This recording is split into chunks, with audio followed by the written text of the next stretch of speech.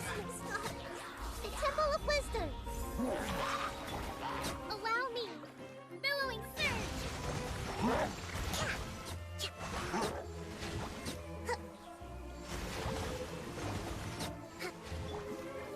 Strike a pose. Let my name echo in song.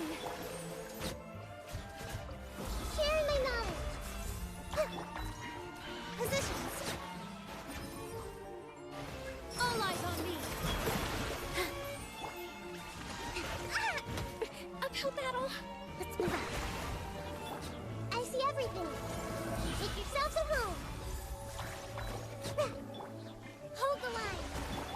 Everyone hold hands. Yeah. Yeah. Covenant of the deep.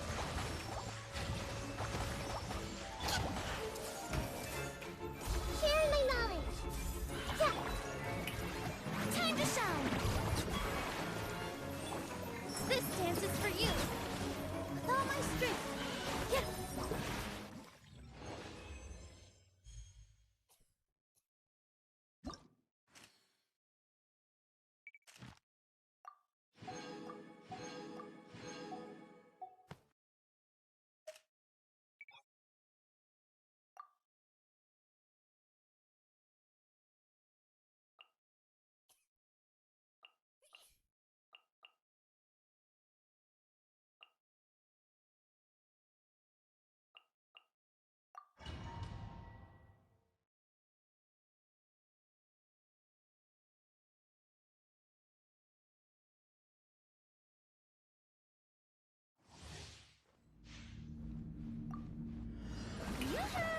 Let my name echo in song.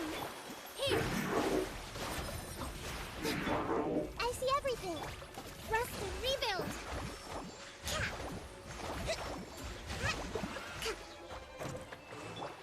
Hey, Temple of Wisdom. Hands with the wing. Positions. Let the world come alive. Grow. Make yourselves at home. Allow me. Torrent, bring refuge.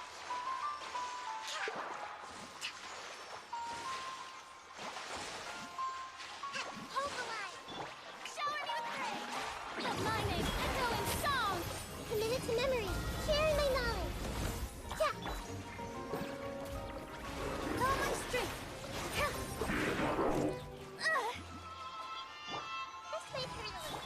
All eyes on me. Billowing surge. Let's move out. The Temple of Wisdom. Yeah. Time to shine. How dare you? Positions. This dance is for you. I see everything. Sharing my knowledge. Yeah.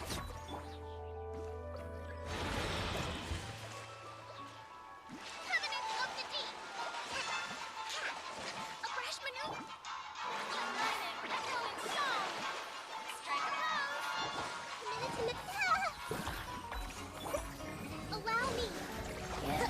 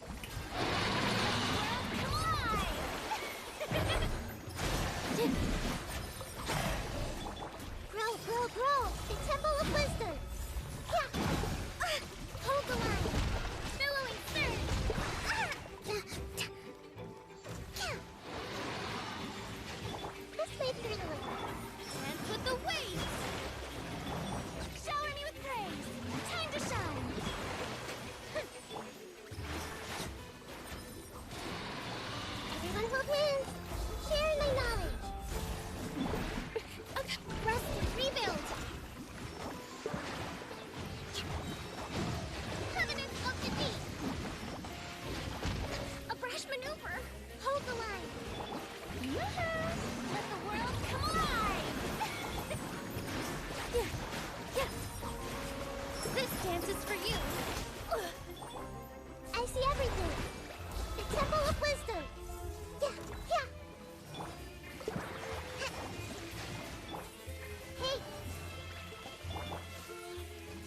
Here. Strike a pose. Time to shine. I see everything. Sharing my knowledge. Dance with the waves. Billowing surge.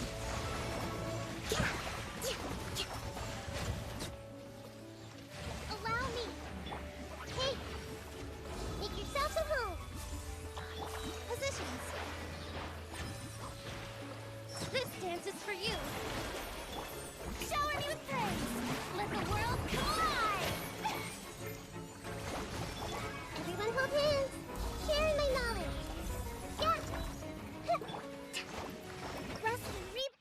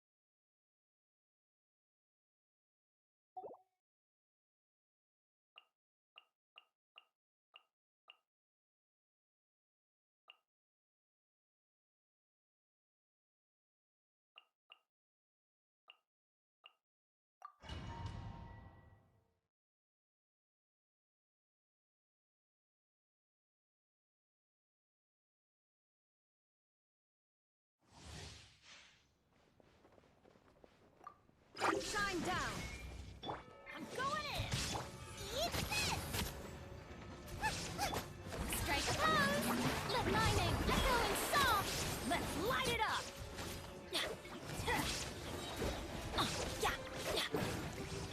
There is no escape!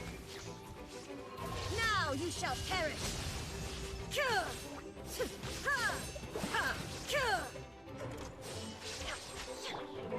toast. After I dip, it's the bucket. Time to shine.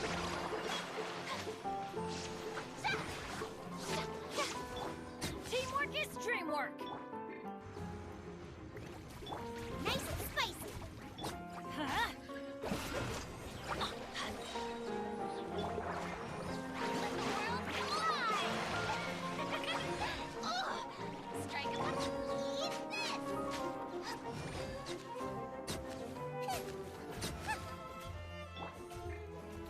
Inazuma shines eternal!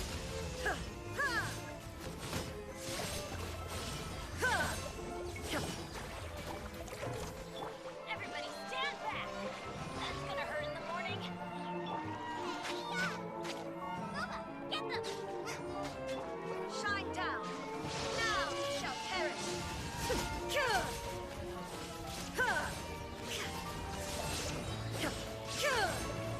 I'm going in. Let's light it up! Nice and spicy. Illusion shattered! Inazuma shines eternal!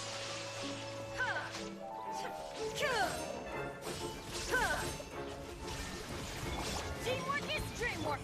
You're toast. Erase all threats!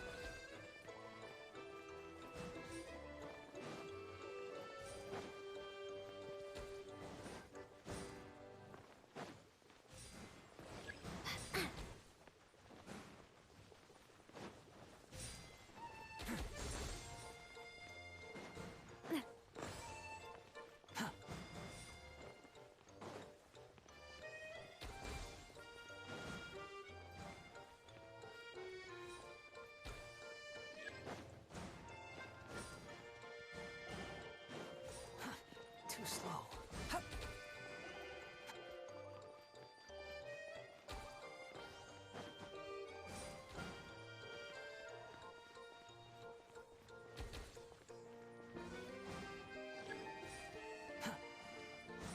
Quit following me.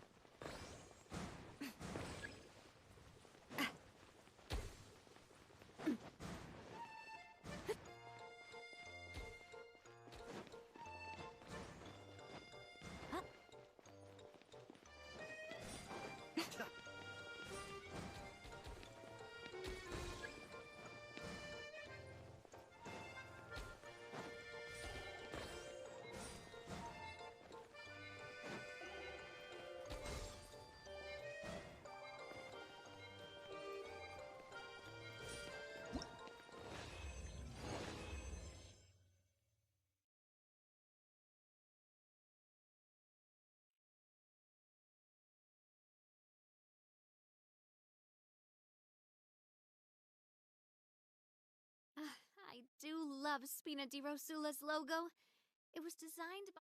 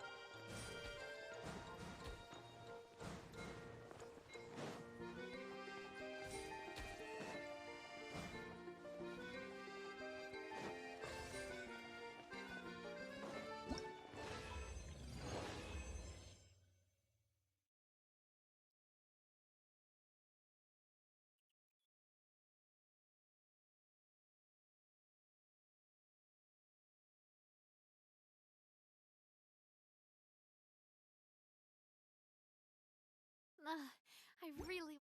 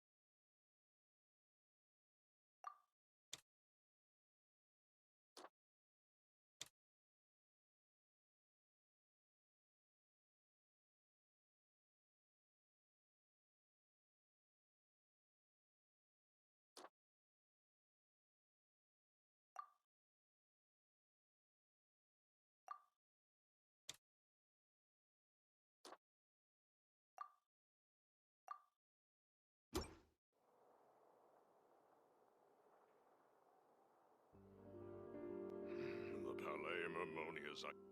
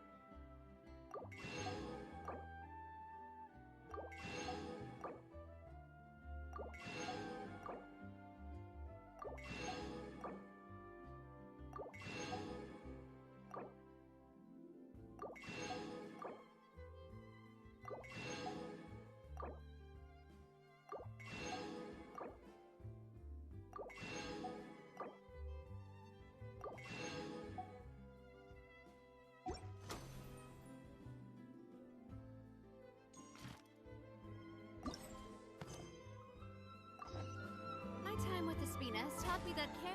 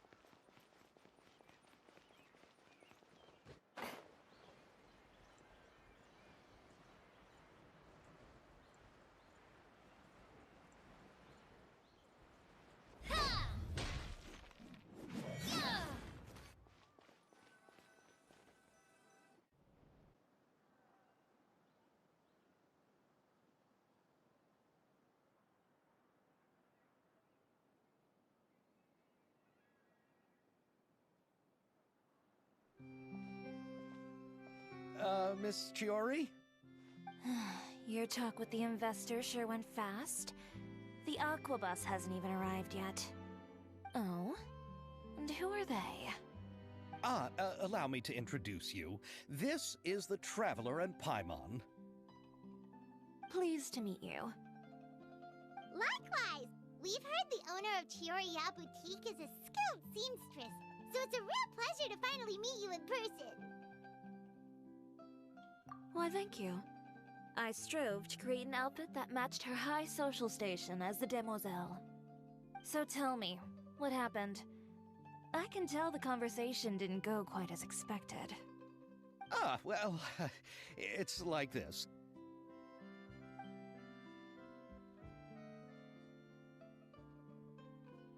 Ugh. I know, Chiori, you don't have to say it.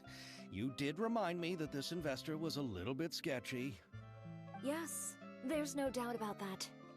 But how could I pass it up? He offered me twice as much as the others. And therein lies the problem. Yes, but just put yourself in my shoes. After obtaining such an excellent script, it's only natural that I would want to make the most of the film. The budgets that the others had proposed were nowhere near enough. It's difficult to find someone willing to front such a large amount of mora, so... Don't be sad, Xavier. We might be able to help scrounge up some more together for you. Oh, thank you, Paimon. That means a lot to me. But the cost of the film is staggering. I'm afraid that any mora we can scrounge together in a short amount of time won't even be able to cover the actors' fees. We need to move on. What's happened has already happened, and there's no changing it. But now's not the time to give up. What? You're saying that you have a plan? No, that's not what I mean. I'm simply saying I wouldn't give up just yet. The actors I recommended aren't just after Mora after all.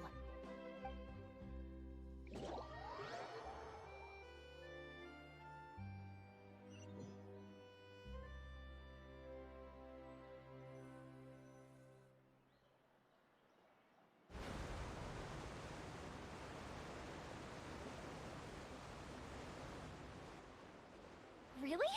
Then where do you live? We Malazines live in Marcy Village. The only way to enter is from underwater. Oh, you must be pretty tired after work every day, right? I mean, you have to swim all that way just to go home. We are so thoughtful. But some Malazines choose to live in the Court of Fontaine because it's so much more convenient. This is our stop. Oh, we've arrived, but I haven't even finished chatting with Aval yet. I also enjoyed Aval's introductions to Fontaine along the way. Everything you described was so clear and detailed that we can't help but want to hear more. Thank you so much. I'm usually working here on this Aquabus, so I hope I'll have the chance to see you again. There are still many more places I'd like to introduce to you.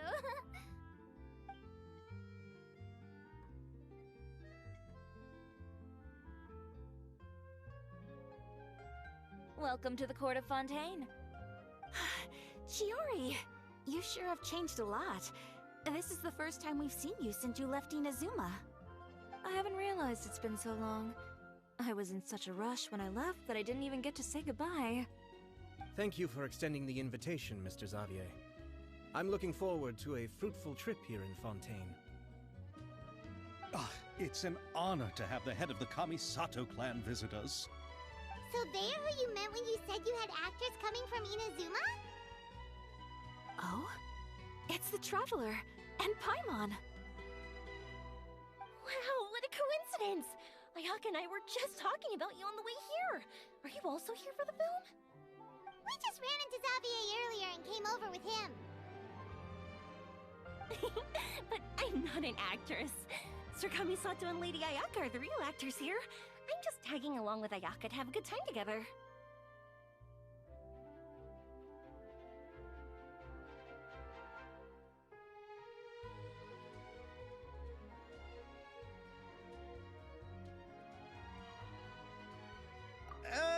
About that, I mean, How was I supposed to contact you when I was making preparations for the film?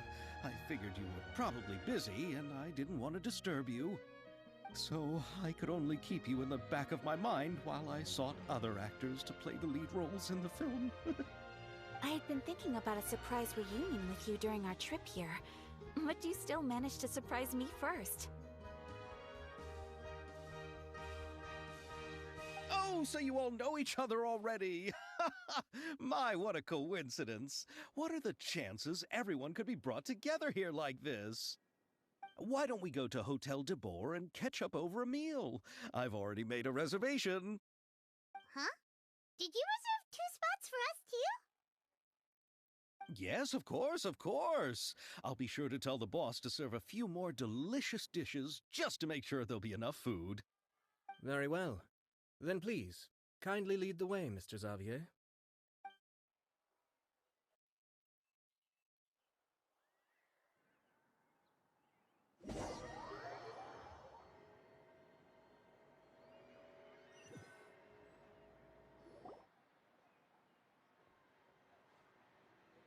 Wow, the buildings in Fontaine are so tall. Just look at how big they are. And there's the fountain that Aval mentioned earlier. It really is a magnificent sight. And look at that huge spinning sphere. Where does it get its power? Wait a sec! Could it be one of those clockwork mecha we've heard so much about?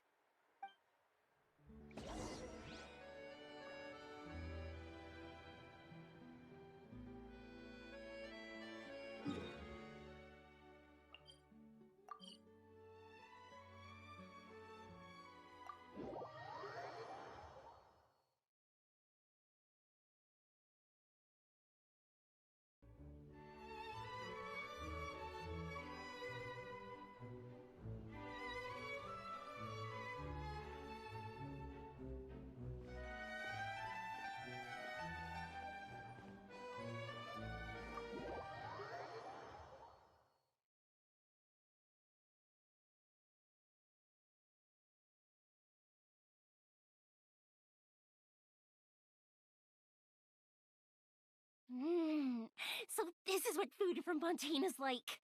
It sure is different from what we have in Inazuma. How should I describe it? It seems like you have to go through a lot more steps to make them. And the flavor has many layers too. Ah, yes. When I first went to Inazuma, I actually thought the food there tasted a little too bland. It took some time for me to get used to it. Let's get back to the purpose of this trip for a moment, shall we? How have preparations for the film been coming along, Mr. Xavier? Well, I've already assembled most of the film crew, a lighting specialist, a prop manager, and a costume designer. I've also bought the copyrights from the novel's author. Oh, it's called The Two Musketeers, right? I read the script you sent me on the way here. The story is pretty good. Originally, I was planning to start filming as soon as Sir Kamisato and Lady Ayaka arrived in Fontaine, but I'm afraid I've run into a bit of a problem. Oh? What is it? It has to do with the film's investor, Mr. Morris. He suddenly informed me this morning that he's encountered some financial trouble and will be unable to release to me the amount of funding agreed upon.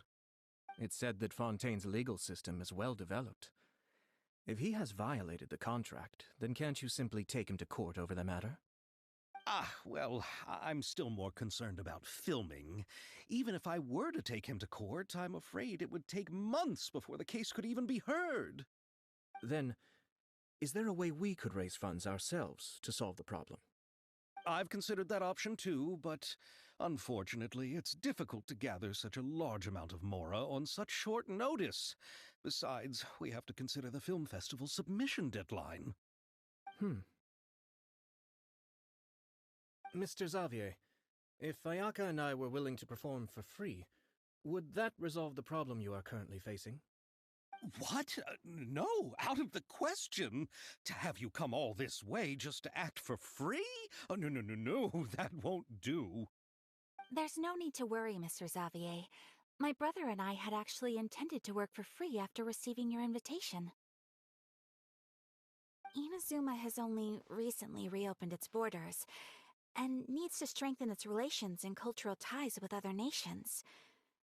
We didn't have many collaboration projects with Fontaine in the past, so we hoped this trip would serve as a good start for the future. Indeed. You could say that's the real reason why the Yashiro Commission agreed to come to Fontaine. I understand, but having you two act for free just doesn't seem right. Not at all. While we're officially here to conduct a cultural survey of sorts, we must express our sincerity if we want to establish formal cultural ties with your nation. This film will serve as proof of friendly cooperation and cultural exchange between Inazuma and Fontaine. It's my hope that the film can be finished and released as smoothly as possible. If you still don't feel comfortable with this arrangement, I would also be more than happy to be introduced to some other renowned individuals in Fontaine's literary and artistic circles. All right, I'll do as you say. Thank you so much. I'll make sure to cobble together enough mora now, even if it means selling my house, my camera, and every single family heirloom. Come on now, no need to go that far. I'll also help you out as a brand sponsor.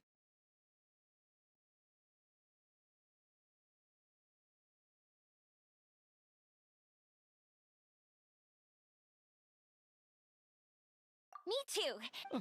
You are too kind, all of you. I really don't know how to... Ew. Alright, enough about that. Now that we have Xavier's savings, my support, and 2 leads who are willing to act for free, I think we will be able to make this happen. So, instead of Mora, you'll help with filming and production. Oh, but how can we help with that? We don't know much about making a film. Alright, pull yourself together, Xavier. Tell us if there are still any open positions left among the crew. All right. Let me think. We still need a camera operator, a clapper loader, and someone to manage logistics. I originally wanted to personally serve as director, but I've been too busy working as the producer. So the positions of director and director's assistant will also need to be filled. Paimon knows what the director and the logistics support person do, but what's a clapper loader? The clapper loader is responsible for using the clapper board to record and organize the information of each shot when the camera operator begins shooting. The work requires both patience and careful attention to detail. A clapper board? Oh, you mean the thing they hold that goes clap whenever they start filming? Yes, that's right. Are you interested in that job? For sure! Paimon's always wanted to try that! Alright, then you'll be our clapper loader. I can find someone from the store to help with logistics. What do you think, Xavier? Fine by me. As for our camera operator, I was thinking of letting the Traveler take the role. Oh, she's great when it comes to using a camera. Paimon can't even count how many things we've taken photos of during our journey. Yes, that's also what I was thinking. I noticed the Traveler had an eye for photography and composition when we worked together previously. I'm sure that's due to the Traveler's journey across Devat and all the places I've seen. After so many adventures, using a camera must be second nature by now. What do you say, Traveler? Are you interested in the job?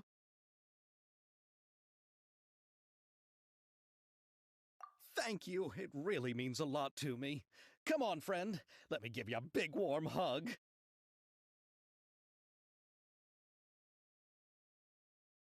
So all that's left for us to find is a director and an assistant. Oh, me! I want to be the director's assistant. All we need to do is help the director, right? I can handle that. All right, then all we need is a director. Oh, all the well-known directors in Fontaine are probably also busy working on their own films these days. I'm not sure who will have time to help. Oh, Farina helped out a theater troupe recently by serving as an artistic consultant. She could be a good director, right? Besides, it's not like she has anything else to do right now. Farina? Do you really think Lady Farina would be willing to help us with our humble project? Isn't that the name of Fontaine's Hydro Archon? My brother has already informed me about what happened here in Fontaine. Yep, theater troupe not too long ago, and now she's taking up work as a director. Well, I saw that musical. Her performance was perfect, and the storyboards were also excellent. Don't let her form or identity intimidate you. She's the best candidate we can think of right now. You'll never know until you give her a shot. fine. You're right, Chiori. I'll do anything for the sake of my film. Anything! Then I'll have to ask the Traveler and Paimon to show me the way to Lady Farina's residence. I just hope she'll agree to help. Do you need us to also come along? No, there's no need to trouble you with this. Besides, you've just arrived in Fontaine, and I'm sure there are many places you would like to visit. Just leave this task to me. It's part of my duties as the producer. Very well. Then we'll be waiting to hear the good news. I'll go with you. By the way, you might want to consider bringing a gift. And don't worry, we won't simply drop you off at Farina's place. We know Farina pretty well by now, so having some familiar faces there should help your chances. Besides, the whole thing was our idea in the first place. All right, then I'll start making preparations. As for the gift... A gift for someone who was once seen as the Hydra Oricon. I wonder what she would like. I recall that Lady Farina once fancied a clockwork ring, so perhaps I should get another exquisite clockwork contraption for her. Huh? Can't we just bring some desserts, like the Fontanalia mousse? But wouldn't that be a little too cheap? She does like desserts, though.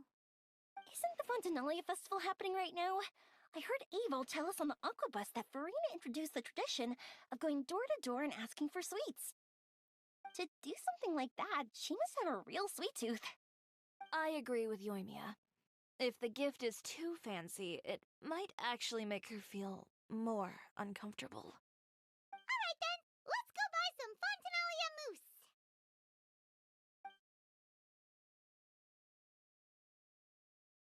But will that really be enough? We'll be asking her to do a lot of work, you know. You're right. We need to further sweeten the deal. Huh? You want something even sweeter than Fontanalia mousse? Yes, we'll need a gift that's sweeter than any dessert in the world. Well, what could that be? Your words of praise.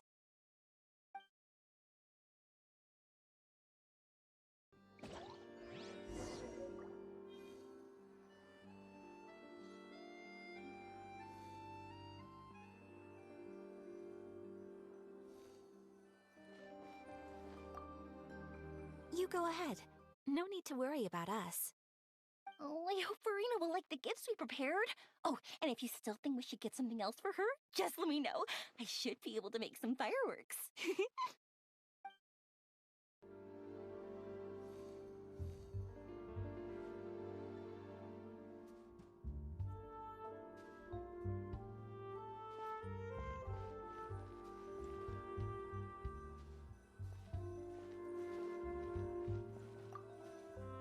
Looking forward to the good news.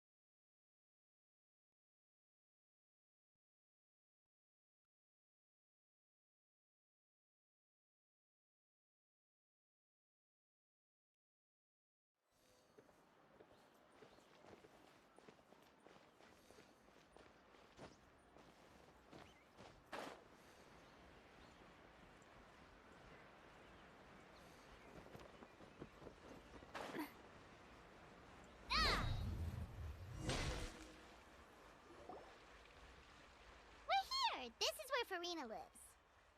Okay, I'll go knock on the door.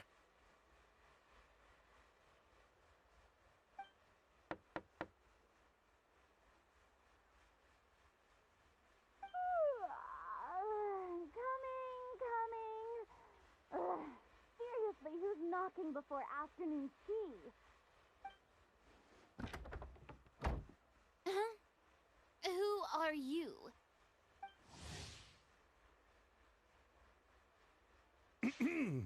Lady Farina, please allow me to introduce myself. I am Xavier, a film director. Hello. Oh, is that the traveler in Paimon I see behind you? And who's this?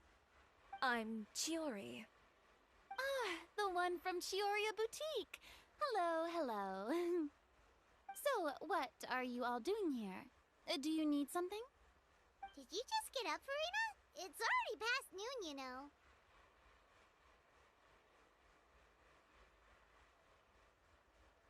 Huh? Oh, Paimon means the weather is so nice in the afternoon and the sun is so warm. Just like how you make us feel. Sleeping in late is a really smart idea. No. I was just up late last night reading some novels. What does sleeping in have to do with the weather?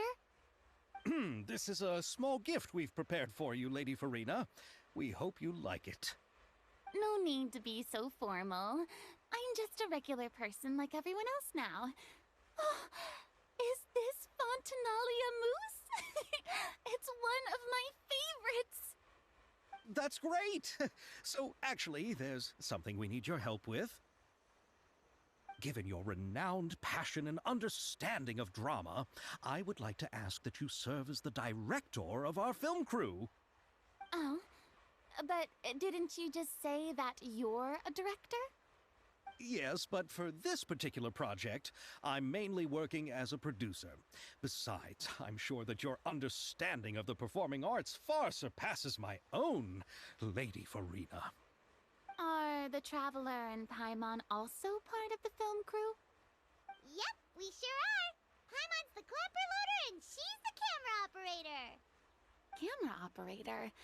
That can be a pretty technical job, and it directly affects the final quality of the film. Are you really up to it?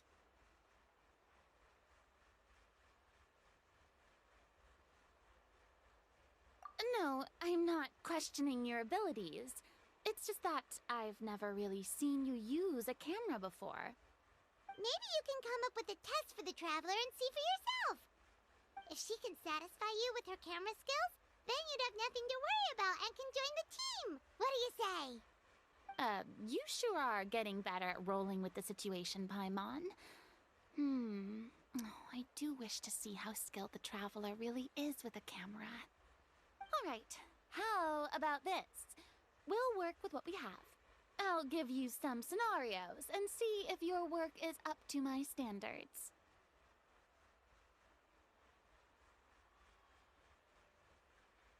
Very good. It's essential for the camera operator to understand the director's vision. I'll make my decision after seeing your work. Are you ready? I have high standards, you know.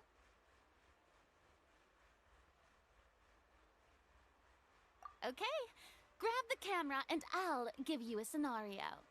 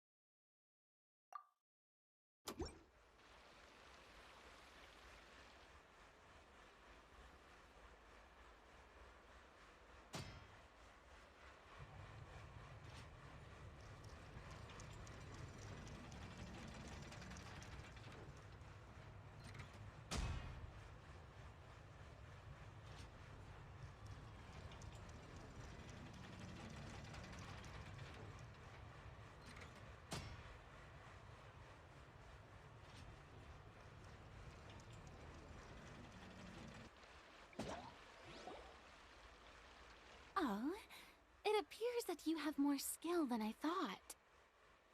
All the shots had a great composition, and I could really feel a connection to the characters and their lines. Yeah! Does that mean you agree to be our director, Farina? Did you think I would agree just like that? After our performance of The Little Oceanid, I've begun to make a name for myself again, you know. In fact, I've already had several troops approach me for the Fontanalia Film Festival. Unfortunately, the scripts were all pretty boring and didn't pique my interest. If others were to find out I agreed to work with you so easily, then, well... Hey, but didn't we have a deal? What else do we need to do to convince you, Farina? Well, what about the pay? Huh? You know, how much you're willing to pay me to be the director? The pay is also an important factor for me to consider, you know. Well, I can offer you this much? What? That's all? If Nervilat were to hear of this, he could charge you with underpaying your labor. I'm sorry, but our crew is in a tight financial spot at the moment. I see. Well, even though it's highly unlikely now that I'll join your crew, there's still something I'd like to ask. Exactly what film are you planning to make? Oh, our script is an adaptation of The Two Musketeers. Huh? Wait, you mean the suspense thriller novel that was a #1 bestseller? Oh, so Farina's read it too. Of course I read it. I've always had a keen interest in artistic works that strike a chord with the populace. I see. It all makes sense now. You must have used most of the budget to pay for the copyright.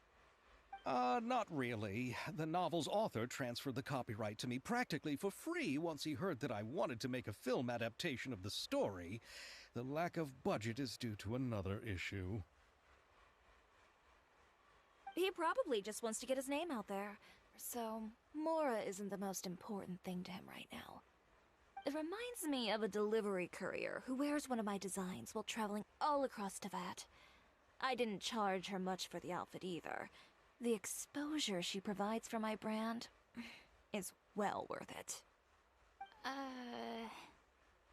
So, are you a big fan of this story, Farina? Well, it's alright. The pacing of the story is good, but the character relationships could use some work. When I was reading it before, I always felt like some things were left on a rather unsatisfactory note. I have high standards, you know. Ahem, Mr. Xavier, if, hypothetically speaking, I agree to be the director, how much freedom would I have in terms of script revisions and creative interpretation? Oh, as much freedom as you would need. I wouldn't dare doubt the tastes of Fontaine's greatest star. Good. Then I'm free to alter the script as I see fit. Absolutely, no problem.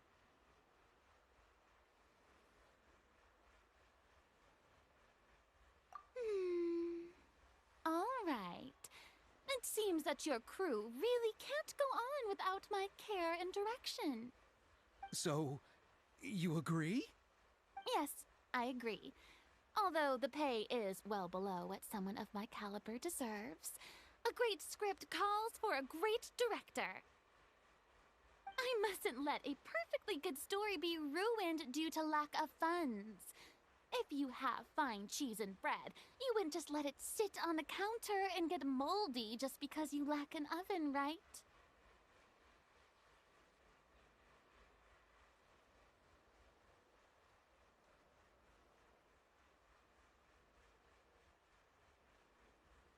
Oh, There's no more Hydro Archon, you know. And it's still a little early to celebrate. There's a lot that goes into shooting a film. Although the trickiest tasks of finalizing the script and casting the actors have already been taken care of, we'll still need to reserve filming locations. Not to say set up lighting and props. And by the way, since we'll be filming the two musketeers, we'll need to find an action choreographer. Ideally, a professional who has actual experience with muskets. Yes, I've thought about this as well. I was hoping that you might know someone who could handle the job. Me? If this was before, I could have simply asked Glorand. But it's already been some time since I last talked to her. Navia can also use firearms, but unfortunately, her style is quite different from that of the characters in the story. Could we ask the Special Security and Surveillance Patrol? Oh, you mean the Special Patrol's musketeers? Yes, that's right. They work with muskets every day. I can't think of anyone more qualified than them. They would be under Nervilette's jurisdiction. Unfortunately, I, don't have any connection with them at all. So, in the end, we still have to start by talking to Nervilette. No need to go to all that trouble. I know their Captain Chevreuse. Oh, you do? Wait, Chiori, how do you know the captain of the Special Patrol's musketeers? No particular reason. Running a business means dealing with some trouble from time to time, and she's helped me out on a few occasions. In return, I've helped her handle a few situations in which the Special Patrol couldn't get involved directly. So, we've gotten to know each other over time. So you're saying there's been times when the Special Patrol needed a fashion designer to handle a situation? Your work is becoming more and more mysterious. It'd be best to keep it that way. Anyway, enough about that. What do you all think about asking the captain to be our musket action choreographer? She sounds professional enough. She is a captain, after all. I have no objections. But I imagine the Special Security and Surveillance Patrol must be busy with their duties. Do you think she'd really have time to help with shooting a film? And then there's the issue of pay. Well, it just so happens that she's also not the kind of person that's just after Mora. As for whether she has time, I'll have to go and ask her first. Then I'll leave that to you. Macaroni's on sale today, so I've got to go. You can just tell me how things went when we discuss tomorrow's plan later. No problem. Having Farina join feels like a big boost to our team. Of course. Just wait until the day of our premiere. You'll witness the true power of my name in these lands. You'll be so glad I agreed to help. I can guarantee that even the standing tickets will be sold out. I'll be sure to ask some people I know to see if they'd be willing to act as extras. Seems like you're finally getting more comfortable with your own reputation now. I didn't ask for the Clapper Loader's commentary, Paimon.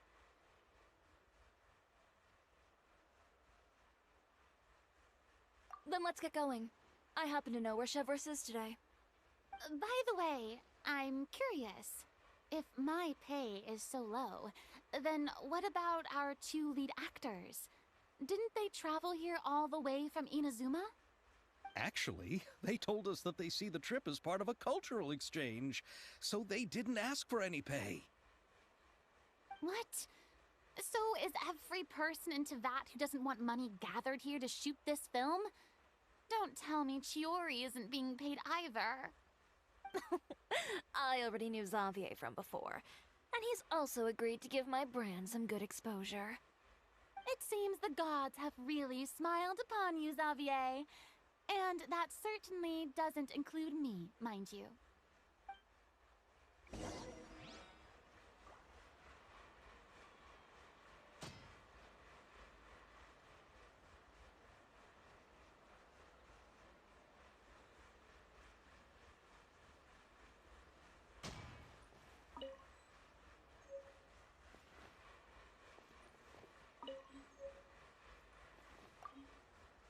This Besides the macaroni, I should also pick up some tomato sauce.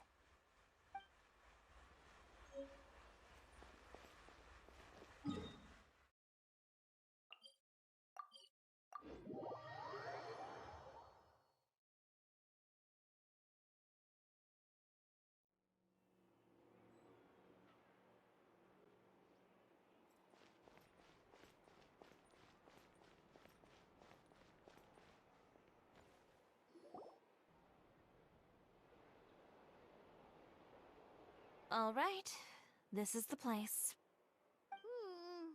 But where's the captain? There's hardly anyone around here. She's over there. The one with an eye patch reading in front of the newsstand. Oh, her! Paimon could tell there was something different about her. She seems kinda intimidating. Please wait here for a moment. I'll go fetch her. She's working now, so you might not want to get in her way. Working? But isn't she just standing there and reading a novel? Just trust me. Oh, alright, let's see what happens then. Shiori sure is a mysterious person. She claims just to be a fashion designer, but she knows all these powerful people. The court of Fontaine isn't particularly tolerant of visitors from overseas, so it isn't easy for a foreigner to promote their brand here. Even more so in the competitive world of fashion. Even a local like me just trying to make a film has to face all kinds of challenges, so I can only imagine what Shiori has been through to get where she is today. I'm sure that having more connections has definitely worked in her favor. Reading on the job? Detective novel. One main character? No. Multiple. Branching storylines. I see. How's the plot coming along? One of the main characters is about to make a choice that will affect the rest of his life. I'd wager he's going to make the wrong choice. Any way to speed things up? There's something I need your help with. You know that doesn't depend on me. It all comes down to what the character chooses. Which is exactly why I'm here to help.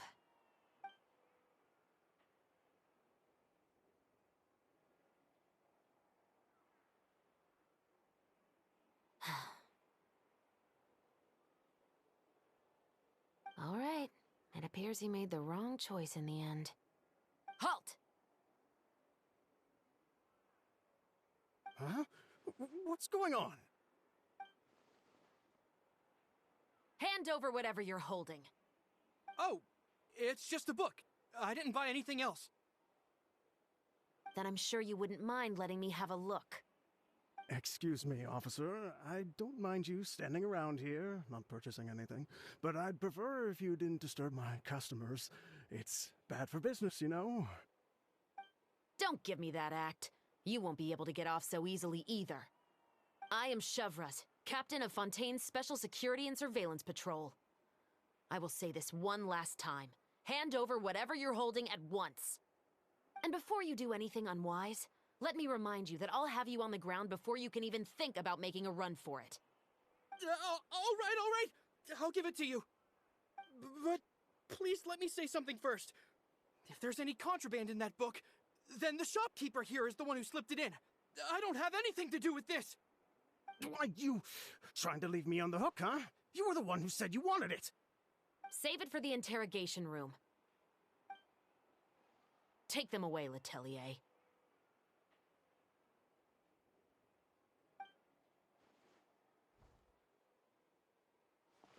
What's going on here? One second you're reading a book and the next you're escorting people away. And who are... Oh! Aren't you the traveler who's been all over the papers recently? Shiori, I'm assuming what you wanted to ask me about has to do with them, right? Maybe I can let you in on what's happening then. Now that Vacher has been brought to justice, no new shipments of synth will be made and distributed to sellers. The Fontaine guards have been busy collecting the remaining synths still circulating on the market. Thanks to a tip from our reliable source here, this should be the very last batch. Oh, so you were pretending to read a book in order to catch the bad guys! Oh, Paimon almost forgot to introduce ourselves. Paimon is Paimon, and this is the Traveler and Xavier! Hey, I'm Chevraz. You probably already heard me introduce myself, so I won't bother repeating it.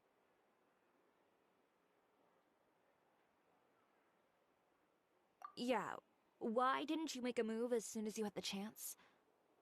Were you worried that my intel wasn't accurate? No, I wanted to see if the shopkeeper would turn himself in first.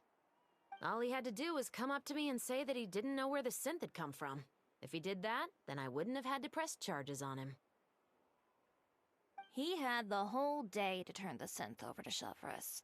But instead, the moment I came up and blocked Chevraz's line of sight, he took the opportunity to sell it off.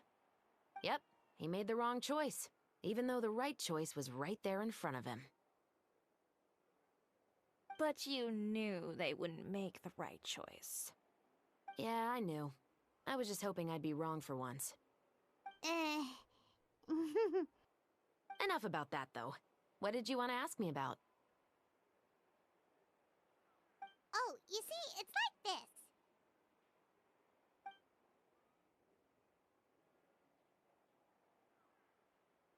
The Two Musketeers.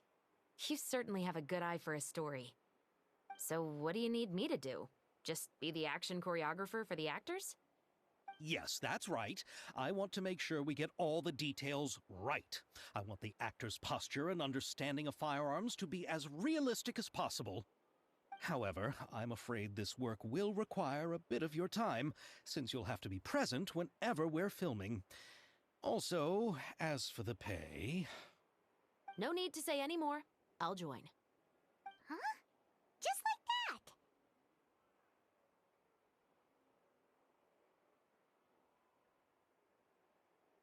that? Really? You're willing to help us with our humble film project? Sure, it's no big deal. As I said, we've wrapped up our investigation here, so I don't have any other tasks on my plate for the moment. Besides, I personally really like this novel. I even have the collector's edition at home. Stories where justice prevails over evil never get old for me. Then we've got a deal? Yes, I'll see you on set tomorrow. Oh my! I can hardly believe it! I should tell Lady Farina immediately. Oh, and I must tell the prop manager and lighting technician to get everything ready. We start filming tomorrow! Calm down, Xavier. The film is going to take more than just a day to finish. Still, I should also head back now and start preparing the actors' costumes and makeup. Alright, guess that's it for today then. Traveler, Paimon, please stay for a moment. I have something to tell you. Then I'll take Xavier back. Poor thing. He's so excited that he can't even walk straight anymore. I don't want to spend our first day fishing our producer out of the fountain. Yep, see you tomorrow.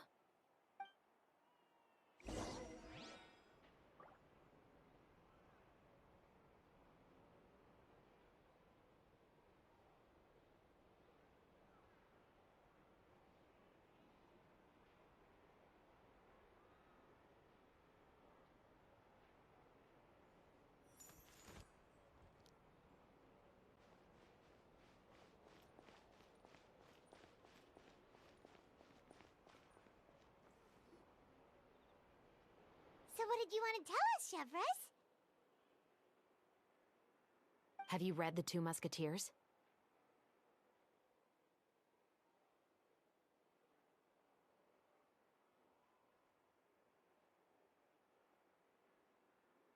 The story is about a pair of children born into the household of a baron, and their struggle to survive together and take revenge for their mother. They were raised at the baron's estate, where their mother worked as a maid. The two were illegitimate children that the baron had with the maid, so they were never treated well by anyone. One day, upon returning home, they found their mother had been murdered and left dead on the floor. It was quite evident that the culprits were the other members of the baron's household, who never had any kind words to say to them. However, the baron was able to exert his influence and keep the whole thing under wraps.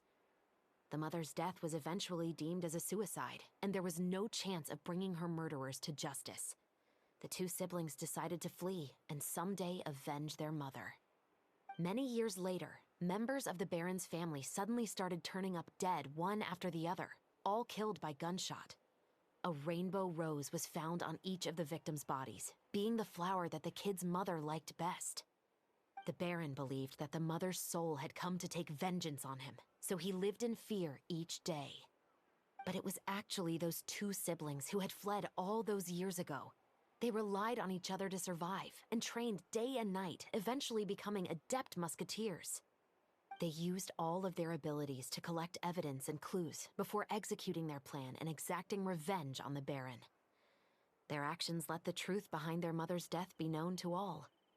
That's quite an exhilarating story. Yep, the Baron got what he deserved for his evil deeds, and justice was able to prevail. It was just the kind of story I enjoy. Oh, so is that why you were so willing to join our crew, Chevraz? You could say it was one of the reasons. Oh, you mean there were other reasons too? I've read the reports about you. Whether it was at the trials or when you lent your hand to resolve our nation's crisis, you've shown that you've got a strong sense of justice, as well as a great mind for deductions. Yes, you're as sharp as I expected. It seems you've experienced many similar situations before.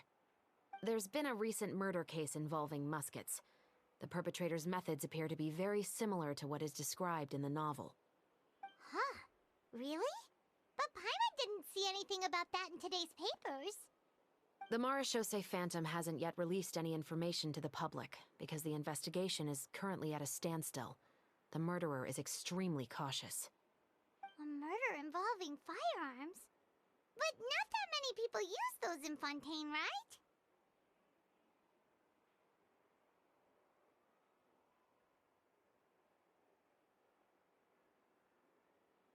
Impossible.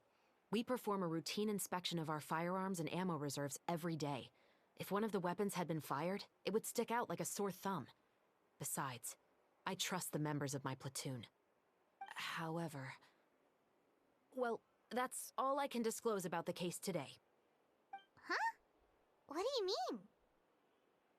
I hope you all can go back and get some shut-eye. You can decide tomorrow whether or not you'd like to join the investigation with me. I'm aware this might not be the ideal time to add more to your plate, but the more capable people we have, the better the chances that justice will prevail. Carrying out investigations isn't actually supposed to be our responsibility. Our job is to apprehend the perpetrators. Finding them is really up to the Marechaussee Phantom. You could say I'm taking part in the investigation out of personal interest. I don't want people to see muskets in a negative way, and also, I'm concerned about the similarity between the crimes and the story. You mean they might be connected somehow? I suspect so. Just to make myself clear, this is not an order, nor is it a deal of any kind. It's a request, nothing more. If you two have any interest in the case after we finish filming tomorrow and are willing to assist me, then I would be most grateful. What do you think, Traveler? Yeah, you're right. Paimon's getting a little tired, too. We've really been hustling all day. You'd better head back and get some rest. It's good to keep a calm mind, especially when you're about to make an important decision. Otherwise, when the moment comes, you might end up like that shopkeeper and not even realize that the right choice is right there in front of you.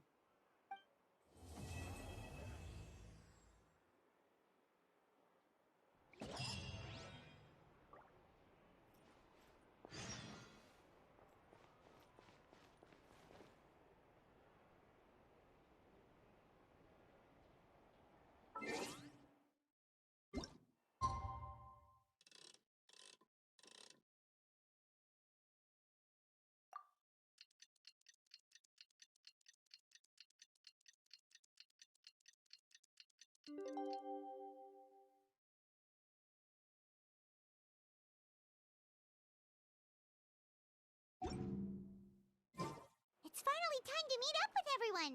Paimon even dreamt of making the film last night. remember's right, we're meeting at Hotel de Boer. Let's get going!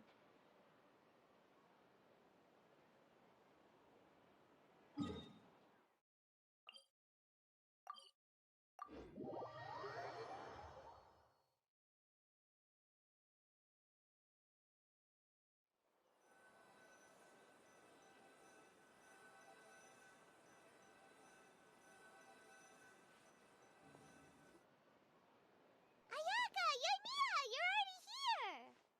Good morning. Xavier said yesterday afternoon went well. Yeah, and how about you, Ayaka? What were you up to yesterday? After we split up, Ayato went to see Udex Nervillette at the Palais Marmonia. I was originally thinking of going with him, but he said he could manage it himself. He told me to go see the sights around Fontaine and to enjoy the local culture. So I rode the aqua bus with Yoimiya and visited the opera house on Aranias Island. Yeah, you wouldn't believe what we saw there! 2 mechanical puppets that were dancing together! You've already seen them, right? Yeah, those two! Amazing, aren't they? We sat and watched for quite a while. It was mesmerizing. Like we could keep watching them forever. Oh, it was the same for us the first time we saw them, too! Afterwards, we went swimming at the beach! Well, diving, to be exact. It was the first time I ever breathed underwater! I held Ayaka's hand and we counted down together. 3, 2, 1, and then splash! We were beneath the waves.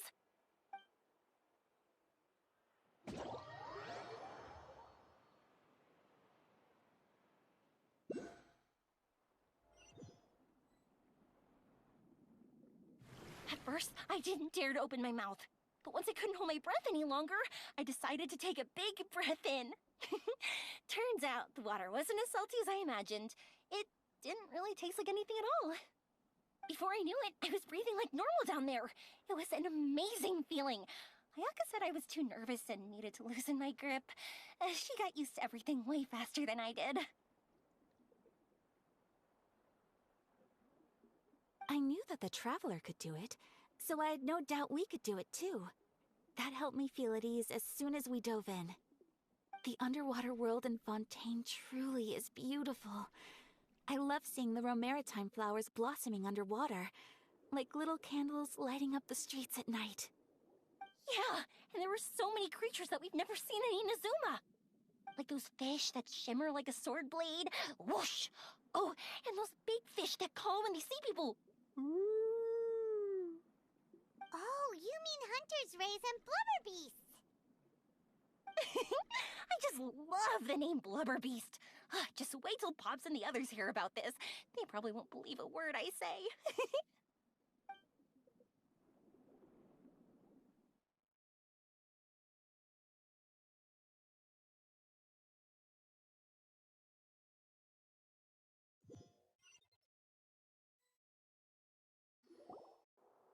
Yoimiya was down there for quite a while. It was dark before we finally rode the aqua bus back to the city. I figured she'd want to sleep in today. Yeah, even I was worried I wouldn't be able to get up. I still felt like I was drifting in the waves when I went to sleep last night.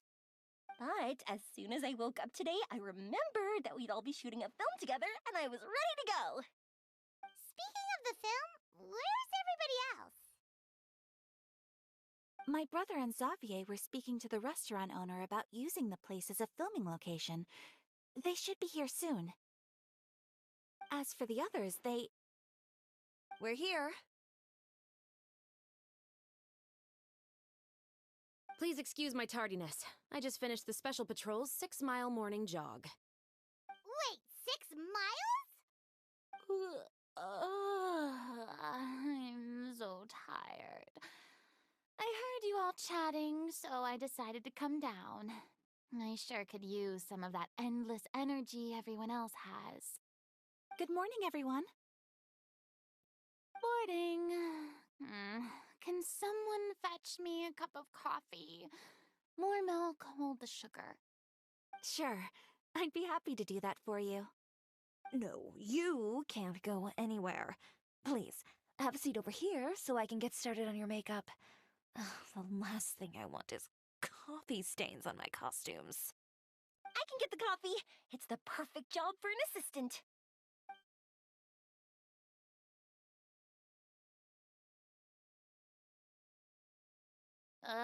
So much energy. Seriously, what's her secret? Oh, Yoimiya's always like that. But you sure look exhausted, Farina. It's because you're not used to waking up so early, huh? Of course not. I spent the whole night reading the novel from cover to cover, marking sections that either need to be omitted or adapted. Wow. Paimon didn't expect you to be so thorough.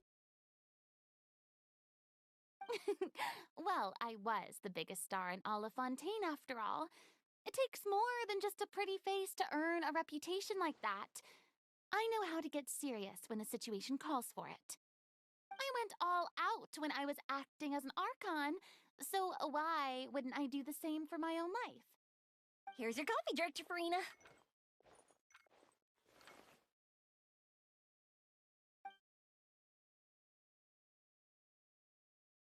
Oh, thank you.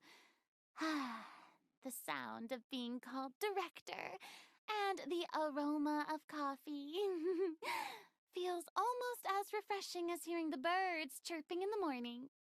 Ah, it seems everyone has managed to arrive on time. We've reached an agreement with the restaurant owner. We are free to use the second floor to shoot our film. Really? That's great! He is really looking forward to our film and hopes that providing his restaurant as a filming location will attract more customers. Well then, Mr. Xavier, I'll leave the rest to you. Okay, thanks.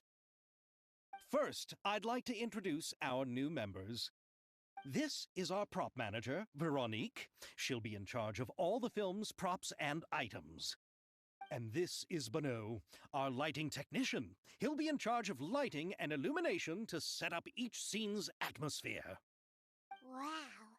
Sure feels like we have some real professionals joining the crew now. First of all, please allow me to first express my sincerest gratitude to everyone in the crew. When my investor informed me yesterday that he wouldn't be able to provide the funds, I really thought that this was the nail in the coffin for this film. I had no idea that I'd find so many people willing to help me on such short notice. Thank you. Thank you all from the bottom of my heart. No need to be so cordial, Mr. Xavier. We're all honored to be a part of this. Your works made a profound impression on me when I saw them back in Inazuma. I am sure that someday, this film will be remembered as a prime example of cultural exchange between Fontaine and Inazuma. Yes, the story is the reason I agreed to join. I can't bear to even imagine what this film would look like without the very best director. Anyway, I would like to make a promise to everyone that as the producer of this film, I'll do whatever I can to ensure that everything goes as smoothly as possible. This is not just my film. It also embodies the thoughts and feelings of every person here, as well as the endless effort we are about to pour into it. So, without further ado, the Two Musketeers will officially begin filming now! You may take it from here, Director Farina. All right, listen up, everyone.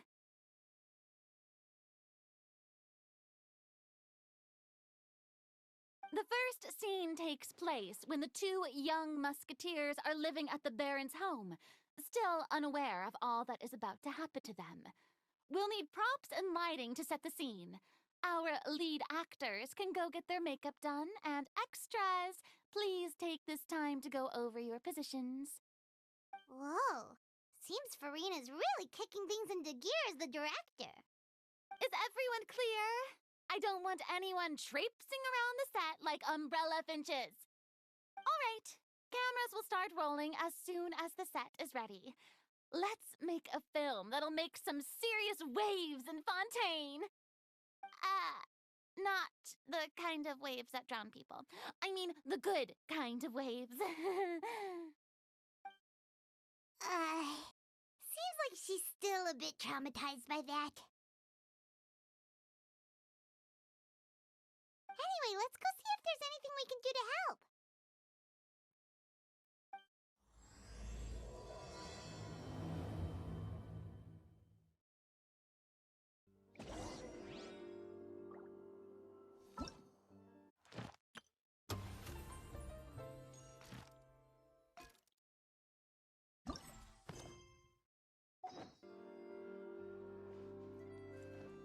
I don't need any help here. Why don't you try asking someone else?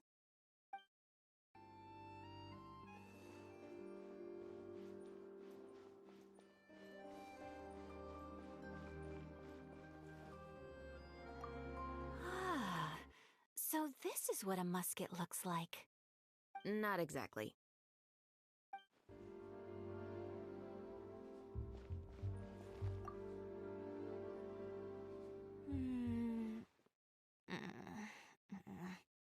Ayaka has mentioned you to me before. She said that you two were great friends when you were kids. No talking. I'm thinking about how to do your eyeshadow. Ah, yes. To help me really look the part. To achieve a more young and naive look for this scene. Are you saying the wrinkles around my eyes are too deep?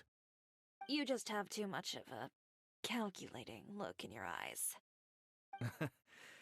You sure don't mince your words. It seems you really haven't changed much. Quiet.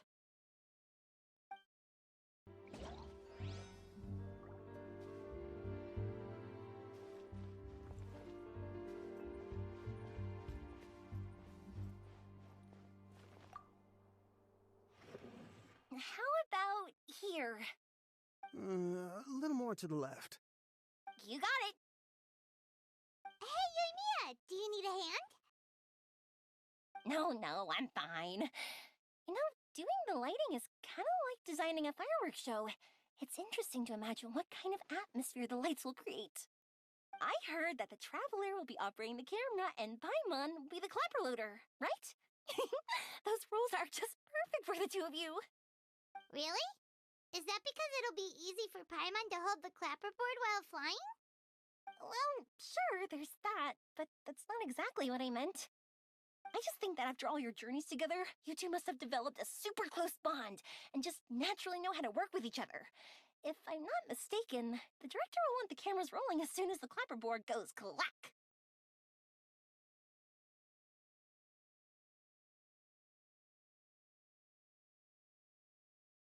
Oh, I see! It's amazing to see the magic behind filmmaking. Yoimiya, we need lights over there, too. Oh, on it! I've got to get back to work. Chat with you later. Oh, it's exciting to see so many people working together to bring the film to life.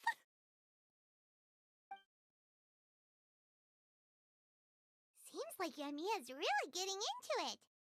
But she was right. We do have a... Paimon's really happy to hear that.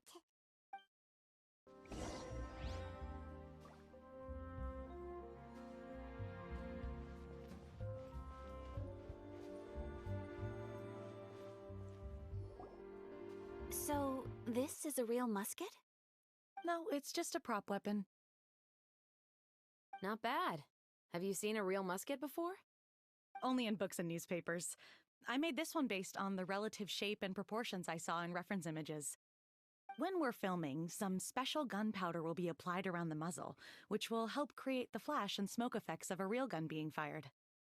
Which means it'll be up to the actors to portray the recoil. That's right. The sound effects for gunshots will also be added in post-production. Thank you, Veronique. I think I know where to start now. However, the musket's gears and firing pin could still use some work. Adding some wear on the metallic components will make them appear more realistic. Also, be sure to rub the muskets with some oil each time before we start shooting. That'll give the impression that the firearms have been well maintained. Good point. You seem to know a lot, Miss Chevres. I assume you use these types of firearms on a regular basis? Yes, I perform routine maintenance on my weapons every day.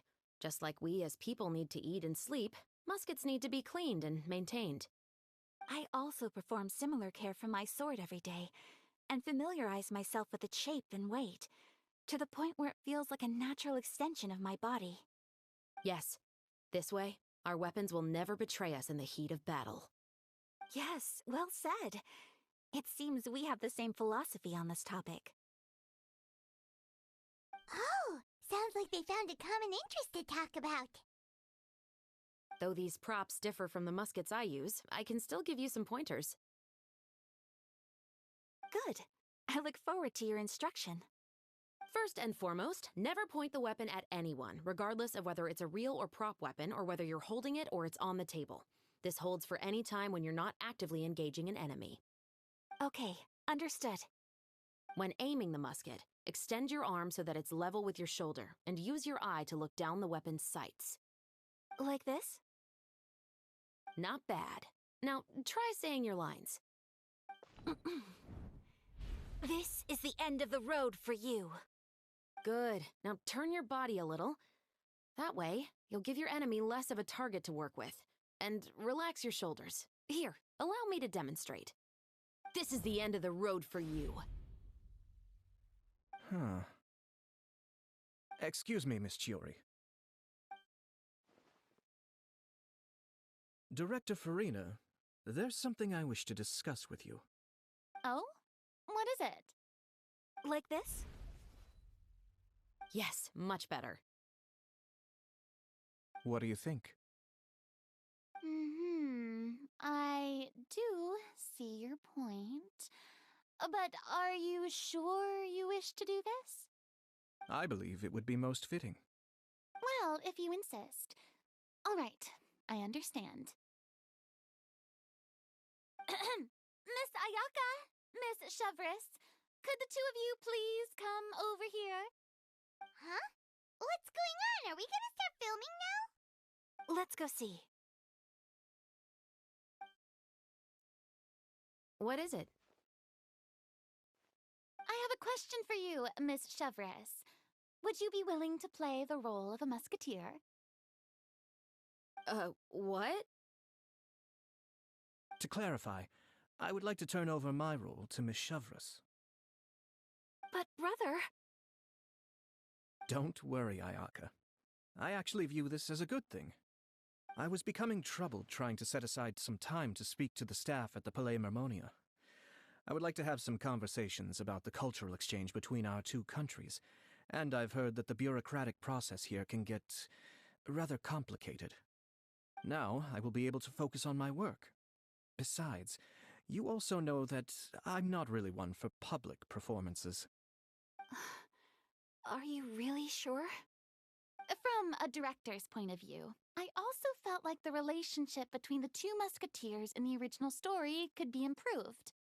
The older brother in the story plays the lead role with his overbearing character, but this causes his character to overshadow that of his sister, and the theme of the two supporting and relying on each other isn't conveyed very well. But if we were to change the siblings to two sisters of a similar age, then that aspect of the story might come through more clearly. Also, I've seen you instructing Ayaka. That cold and dignified personality is exactly what we need for the older musketeer. Of course, even with all these insights, the decision should still be made by Miss Chevres. Chevres mentioned that she really likes the story, right? Paimon bets that she'll take the role.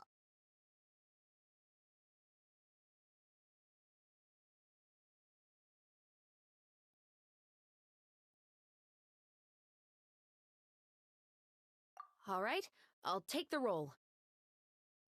Good. It's decided then. I'll get started on making edits to the script. We'll also need to make some immediate adjustments to the lighting, props, and costumes. I have a feeling that our adaptation will be even better than the original story. You're doing a great favor for me, Miss Chevres. You have my gratitude. Don't mention it. I like this character, so if anything, I should be the one thanking you. Well, since my brother is the one who brought up the idea, I suppose there's no need to worry. Let's go, Miss Chevres. I look forward to working with you. Please, just call me Chevres.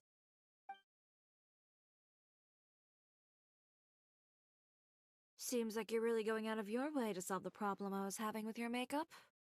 Surely you jest, Chiori.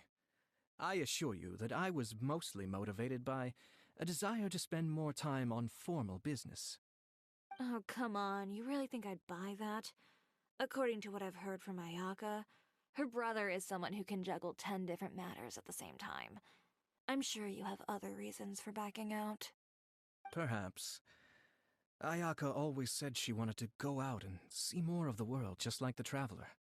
But I feel that she needs not only to see other nations, but also to make some different kinds of friends. I think it would be harder for her to make new connections with me constantly by her side. I would like to give her some space. All right, go on. Spoil her some more. Ayato, it's too bad you're stepping down from the role. Paimon really wanted to see you act as a musketeer. No need to poke fun at me. I'd wager that you also felt that I wasn't the best candidate for the role. It's a little hard for Paimon to imagine you saying those lines. Yes, I've made an appointment to meet some people from the Palais Mermonia. Now, I will have some more time to prepare. Traveler, get the camera ready. Paimon, get the clapperboard. Actors, to your positions. We're about to start shooting the first scene. Go on now. And please take good care of Ayaka. Yep, don't worry. Thank you. I look forward to seeing the film when it's finished. All right. Now that we're all here, let me help set the scene for everyone. The first scene takes place when our two main characters are still living at the Baron's estate. They've been ostracized and verbally abused by others in the household, but they still have no idea why. We want to capture how naive and innocent they are, despite their pain. Chevres will be playing the role of the older sister, Tulip, and Ayaka will be the younger sister, Iris. Be sure to get close-ups of the main characters at the right moment. Silence on the set! Lights! Camera! Action! Let's go! Tulip, Mother's been out for quite a while now.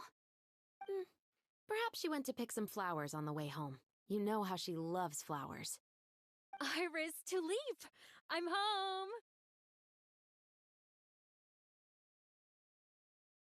Mother! You were out for so long, we were beginning to worry about you. I'm sorry, but I'm back now, safe and sound. Here, I brought your favorite treat, apple turnovers. Mother, what are those bruises on your hand? Huh? What bruises? Oh, I must have bumped into something while I was working yesterday. But I didn't notice them this morning. Then perhaps they're from when I accidentally tripped when I was out just now. By the way, did you have fun playing at home? What's the matter, Iris? Well, we've realized that no one really wants to play with us. They even took Iris's doll and spat at us. And they even called us names. They said we were... Shh! It's all right, don't worry. Girls, listen to me. It doesn't matter what anyone says. Don't listen to them. No one can define you with such words. You both have wonderful lives ahead of you. Just like your names. You will both blossom like beautiful flowers. Maybe your time to blossom hasn't quite come yet, But one day, you two will bloom more beautifully than anything else. Don't let the soil you're in now ruin your future beauty. Understand? My dear daughters. And cut! Not bad. The actor's emotions were all on point. Let's keep that take. Also, if our clapper loader could avoid shouting at the start of the scene next time. Oh, got it. Great. I was a little worried that my nerves would get the better of me. What about you, Chevros? I felt fine. The lines weren't too difficult at all. Seems like Farina must have adapted the role nicely. You two were great. I couldn't tell it was your first time acting in a film. You should have more confidence. Thank you for your encouragement. Positions, everyone! We'll move on to the next scene after we try a few more camera angles.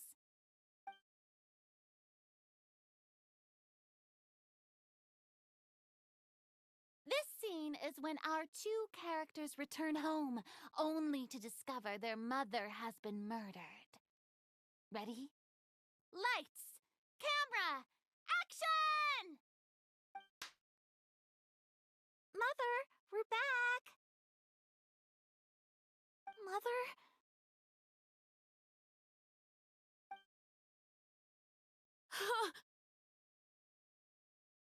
What's wrong, Tulip? Iris, stay away! Huh? Why? What's... Mother!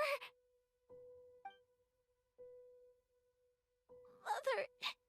She's...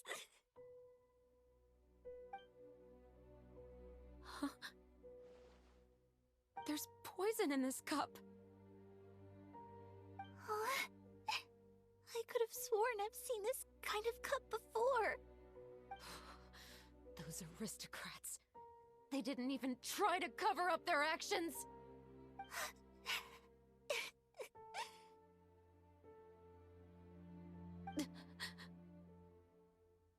Iris, we need to leave this place.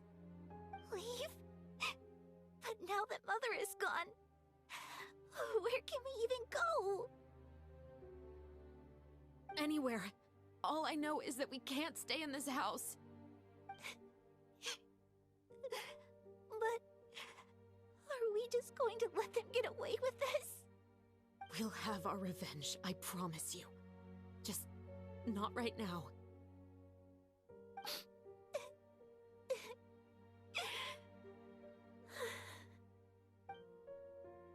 Come on, let's go.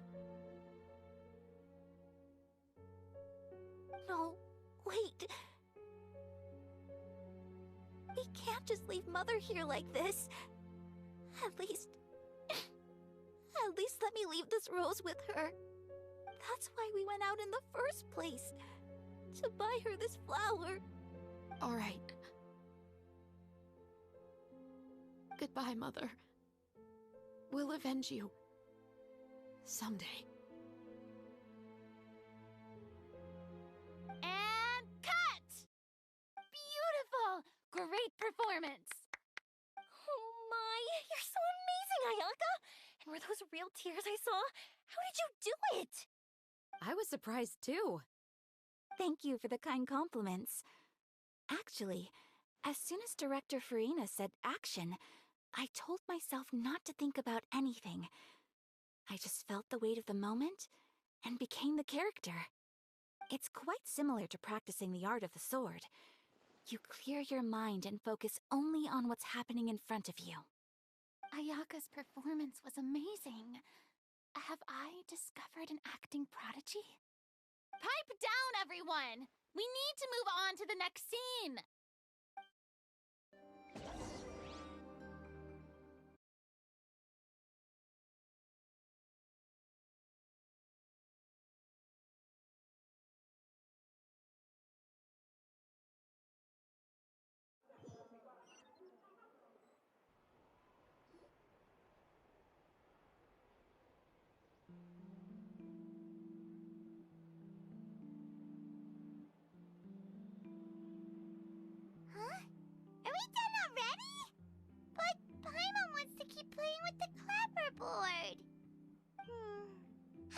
deal, Traveler? Is your arm sore from holding the camera all day?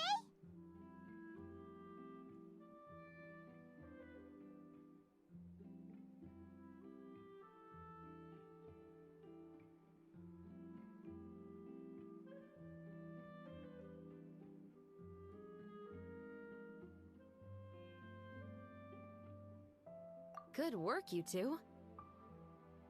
You too, Shivers. You were quite the actress today. I've read this novel many times before.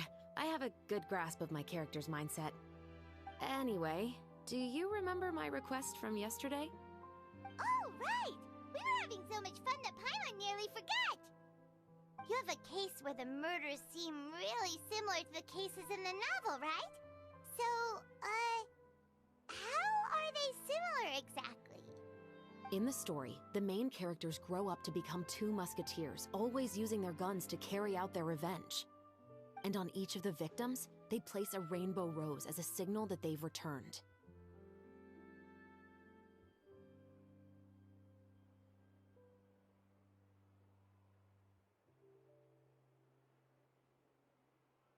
Yes, that's correct. We found rainbow roses just like in the novel.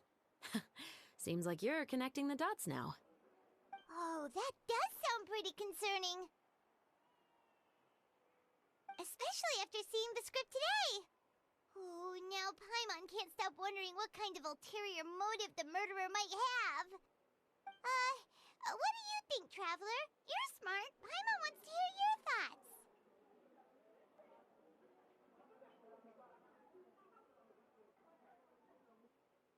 Good. On behalf of Fontaine's Special Security and Surveillance Patrol, thank you for your dedication to justice. There's no time to lose. We should start investigating right away. Follow me. Huh? Right now? But we just got done filming all day. Paimon's so tired. The most valuable intel always comes after nightfall. They are like small, remote islands in the middle of the sea. If you don't stay vigilant, you will pass right by them in the fog. That's how one of my favorite books always puts it, at least. So, where are we going right now? Let's start by checking out some workshops that sell mechanical components. If the culprit is making their own weapons, it's very likely that they'll visit those sort of places.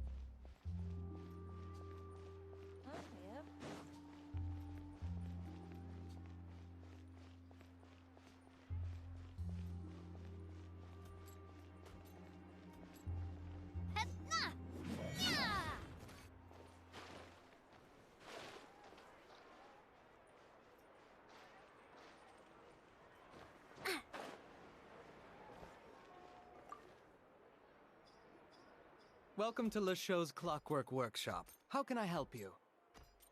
Hello. I'd like to know if anyone has purchased some special components lately.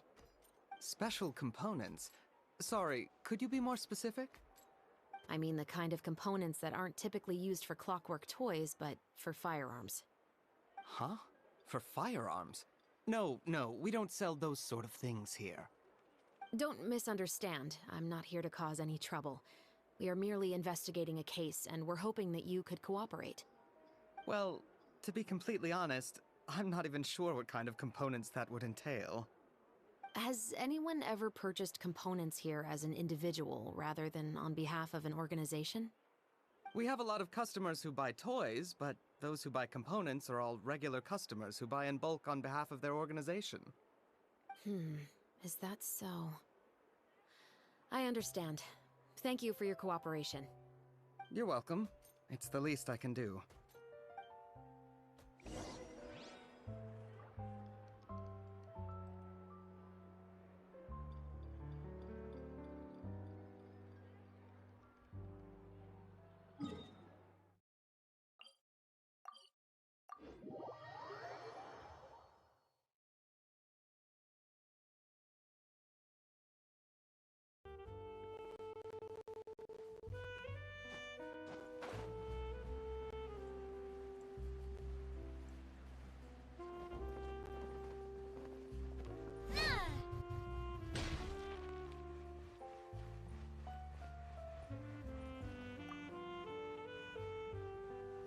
Oh, hey, Chevris. Run out of oil for your musket again? Hello, Estelle. I want to know if anyone has come to your shop recently to order some firearm components. Oh, is this another case? Let me think. I don't think so. Some people have requested that I make some prop guns for the Fontanalia Film Festival, but I refused all of those requests. Oh? Why's that? Because there's no profit! I only make things here that can do some real heavy lifting. I don't have the energy to make some new molds just for the festival. Then has anybody come specifically looking for mechanical components? Well, I usually sell off my scrap to the Fleuve Cendre. I don't typically give them to one specific person. I understand. Thanks for your cooperation. Don't mention it. Always happy to have the Musketeers' patronage. Seems like we haven't found any leads to go off yet. Yeah, unfortunately. Alright, let's head to Fleuve Cendre next. Huh? Are you sure? People might not be so thrilled to see the captain of the Special Patrol there. You think so, huh? Then I guess you don't know. Huh? Know what? That I grew up in Fleuve Cendre.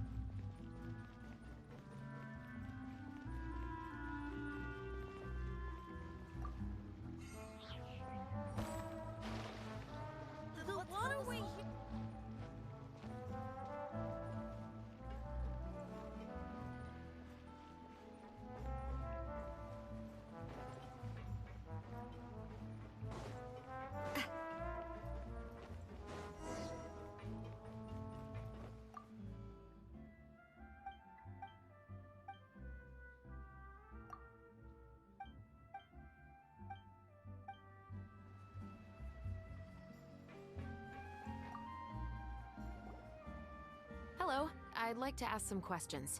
I don't know anything. Don't worry, I'm not here to arrest anybody. You say that now. It's the truth. Here, take this as my guarantee. Wait, did Paimon just see what she thinks she saw? Is the captain of the Special Patrol bribing a citizen? Seems you're different from the other guards. What do you want to know? Have you heard anything related to muskets in Fleuve Cendre lately? Anything at all? Muskets, huh? All I know is that about 2 weeks ago, we started hearing some loud noises at night. So loud that it's been waking me up. Were they gunshots? Possibly.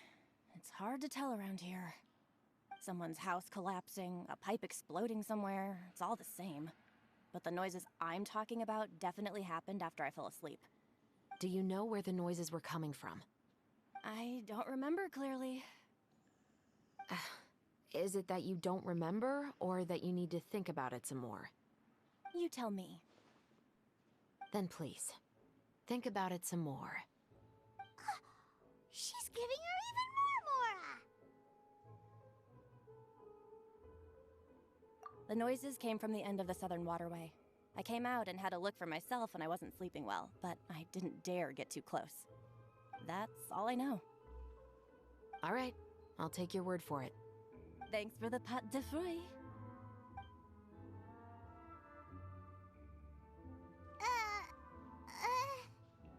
No need to be surprised. I grew up here, remember? I know how to get people around here to talk. My apologies, I'm all out of sweets. Though I do have some other tempting snacks in my custody. Fries, fried chicken, and even onion rings. But taking care of junk food is my responsibility. You're better off sticking to your normal, nutritious diet. Now then, let's keep going.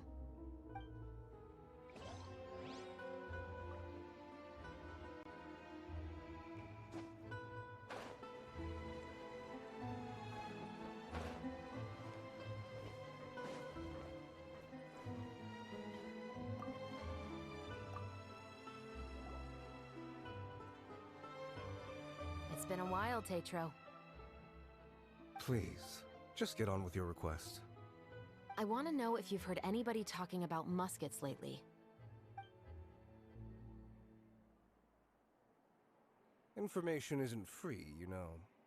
I've heard that bandits have been extremely active in the countryside recently, and they've been affecting the delivery of goods to Poisson. I can allocate some more manpower to help out with that problem. What do you say? You're still as helpful as ever. One of our men got drunk at dinner about a month ago and lost his gun. 3 days later, it turned up in the corner here.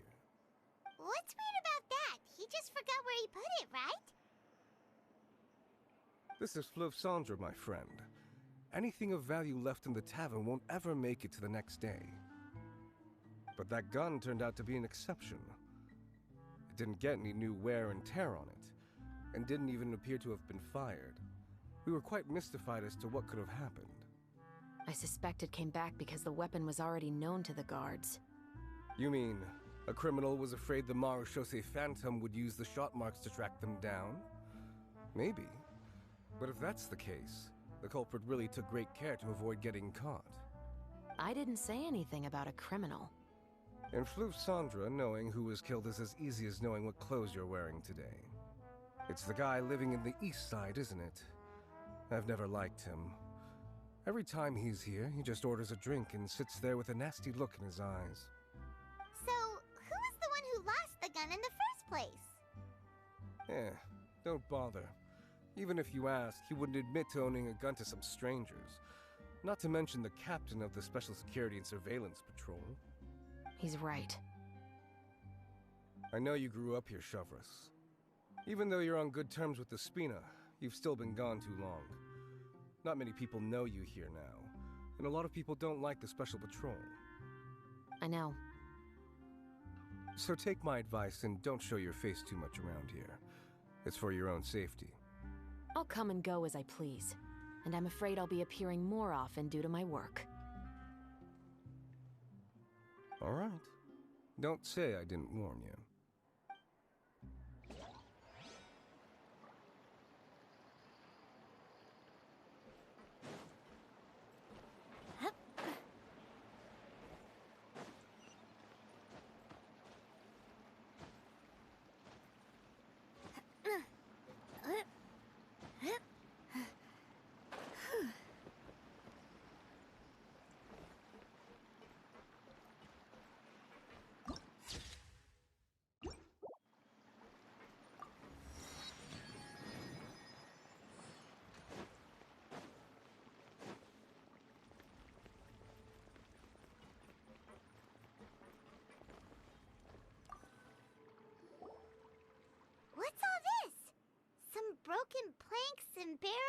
as well as some liquor bottles?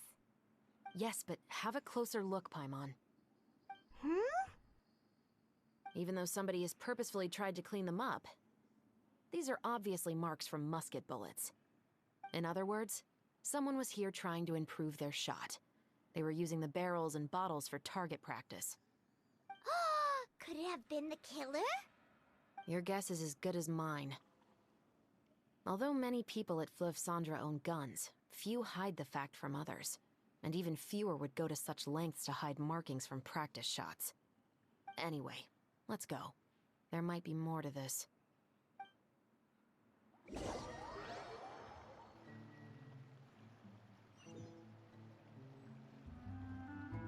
Seems like that's all we'll be able to uncover for today. Paimon feels like we managed to learn a lot more here than up on the surface.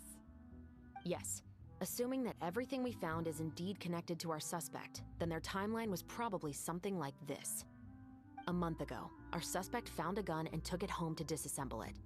Once he'd figured out its mechanics, he brought it back. In the following weeks, he used some parts to create his own makeshift musket, and took it to the Fleuve Cendra for target practice. Then, a few days ago, he found his target and carried out the murder. Once the deed was done, he left a rainbow rose on the body, just like the scene in the novel. That all makes sense to Paimon, but we're still no closer to figuring out the killer's identity.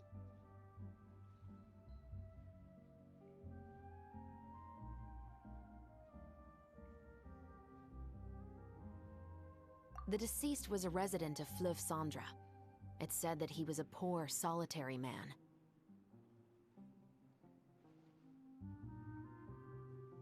Yeah, that's also something I'm trying to figure out. If we are indeed following the novel, and there's a story behind the murder, then this murder should be an act of vengeance. But according to our investigation, the deceased didn't have any enemies. He was no saint, but no one's heard of a rival who hated him enough to shoot him dead, much less care to leave a rose on his body. What message is the killer trying to convey, and to whom exactly?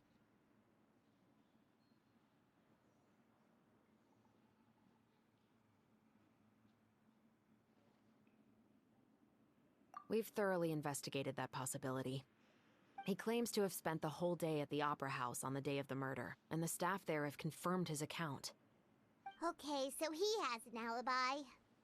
Not only that, he lacks a credible motive as well. He has a family of his own, and both of his parents are still alive. I've looked into his records. He was adopted at the age of 6, and all the proper procedures were followed. There are also records of him at an orphanage before then. In the story, the mother of the 2 musketeers was murdered after the children turned 10. Of course, he could have changed the children's ages, but I don't want to assume anything without evidence. More importantly, I've also had a chat with him in person. He didn't seem like the kind of person who would pull the trigger to kill a man. Then, what should we do now? We have all this new information, but it doesn't help us move forward. Investigations take time. I didn't expect us to catch the culprit in just a single day. How about this? Let's spend the next few days filming with the crew. We can continue the investigation once we're done with the film. I'm sure that given time, new leads will present themselves. Wait, but weren't you saying Intel is like small, remote islands in the middle of the sea just a moment ago? Wouldn't you just miss them if you were to stop looking? Ah, but the book had more than one reference to the islands, Paimon. Oh? What else did it say then? As long as you spend enough time sailing through the fog, you'll eventually come across an island.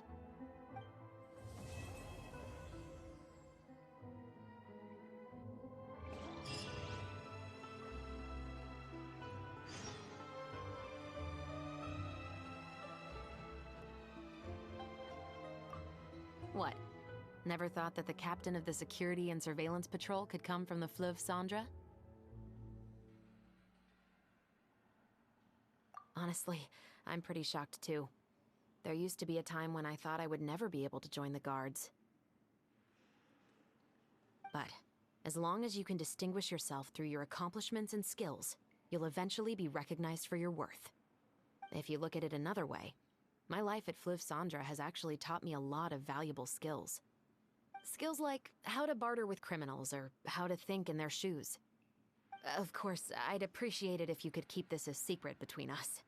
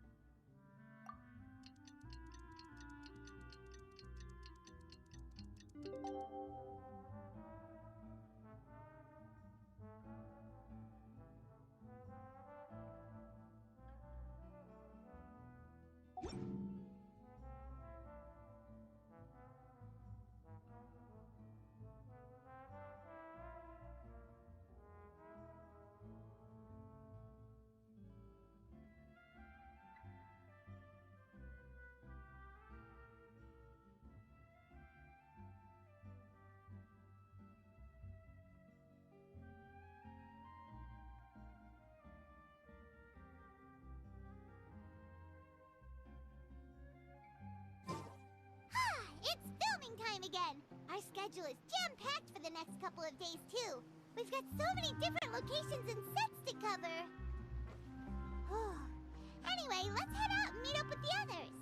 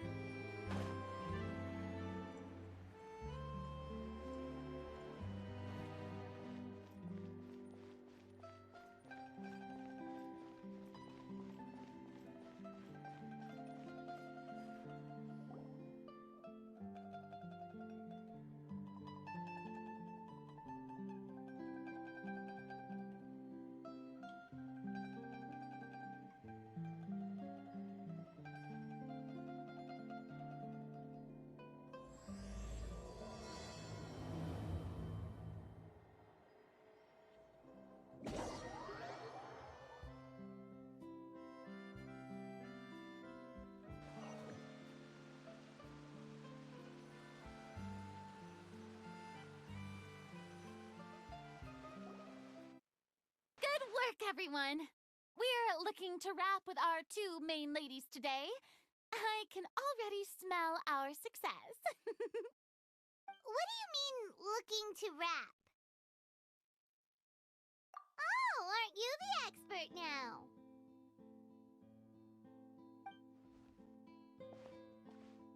This upcoming scene is the two musketeers' final confrontation with the Baron. There will be quite a bit of action, but no choreography beyond what we've already rehearsed. Anyway, get ready. Lights, camera, action! The view is beautiful tonight. It reminds me of that fateful night 10 years ago. And now that I've said it, I can even make out the faint fragrance of herbal tea in the air. Enough, villain! It's time that you pay for the death of our mother! My dear Iris, have you forgotten your manners? How can you speak like this to your own father?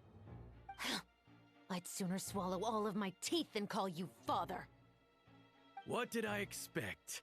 Seems the daughters have turned out to be just as obstinate as their foolish mother. In this world, Mora and status is everything. She thought she could blackmail me using her children and force me to grant her recognition and concessions? Ah, how naive can a woman be? Mother never asked a single thing of you. All she wished was for us to live a peaceful life, just like the others. It was you who personally brewed the poison of prejudice and sent Mother to her death. Compared to that deadly poison, the 2 bullets that will soon pierce through your heart will be like sweet mercy.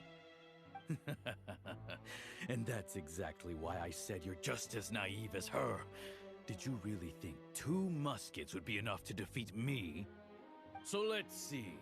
What is stronger, Mora and power, or the 2 muskets in your hands. Get them! Tulip! There are too many of them! It'll be okay. We'll cover each other, Iris. And Mother will be watching over us, too.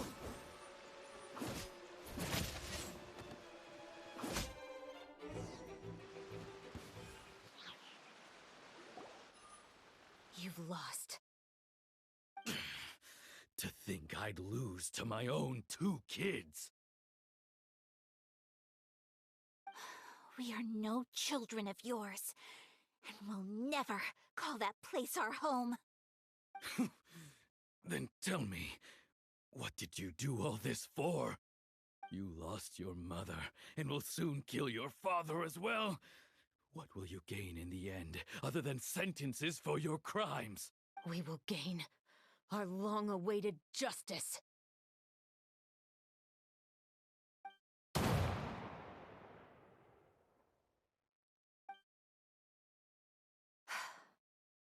It's over. Finally, it's over.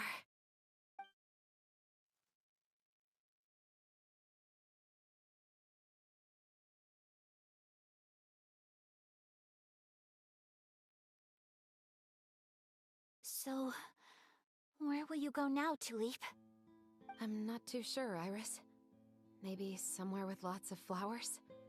After all, Mother always did love going where the blossoms were. What about you? I want to go visit Mother's grave. Yeah, that's not a bad idea. Huh? Tulip, look! What is it?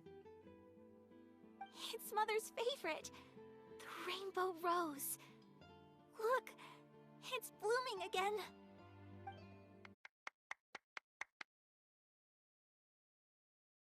Excellent! That was beyond mesmerizing. Even I didn't expect the scene to go so well. And we got it in a single take. All right, everyone. We've got a wrap for Tulip and Iris. Congratulations, Ayaka and Chevres! Thank you. I didn't expect our parts to wrap so quickly.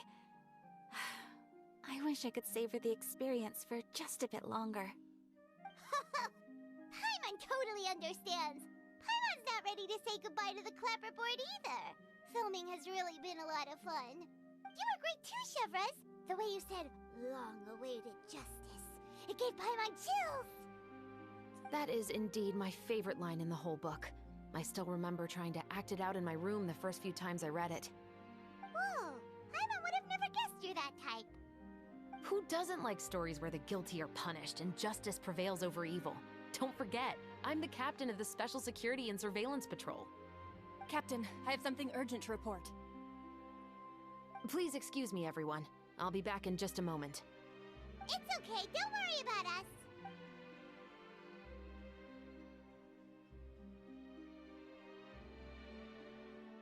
Oh? Was she whisked away by work already? I was just about to tell her how great she did. It seemed like some urgent official business. Then perhaps we should thank the stars that we were able to wrap both of your parts so quickly today. Switching around the filming schedule would have been a real pain. Anyway, I actually came over to let everyone know that we're all done for today. You can go home and get some rest. And one last thing, Miss Ayaka. Your acting skills today were immaculate as always. Are you sure you won't consider taking up full-time acting? See, I just happen to know this great troupe that's still looking for a lead actress. Thank you for your kind words, Director Farina. Unfortunately, there are still many matters that I have to take care of back home at the Yashiro Commission. I cannot remain in Fontaine to pursue an acting career. Nevertheless, I will make sure to treasure this incredible opportunity in my heart. Oh, that's a shame, but I understand. Just let me know if you ever change your mind. I believe it's also about time for me to take my leave. But hopefully I'll see you on set over the next few days. Even though my part's wrapped, I'd still like to swing by and help out the crew. See you tomorrow, Traveler and Paimon. Yep, see you tomorrow! Well, what should we do next? Maybe we'll go investigate the case some more with Shivers today. Traveler, Paimon, please come with me. Huh? Where are we going? You could say that our ship has finally chanced upon one of those small, remote islands of intel.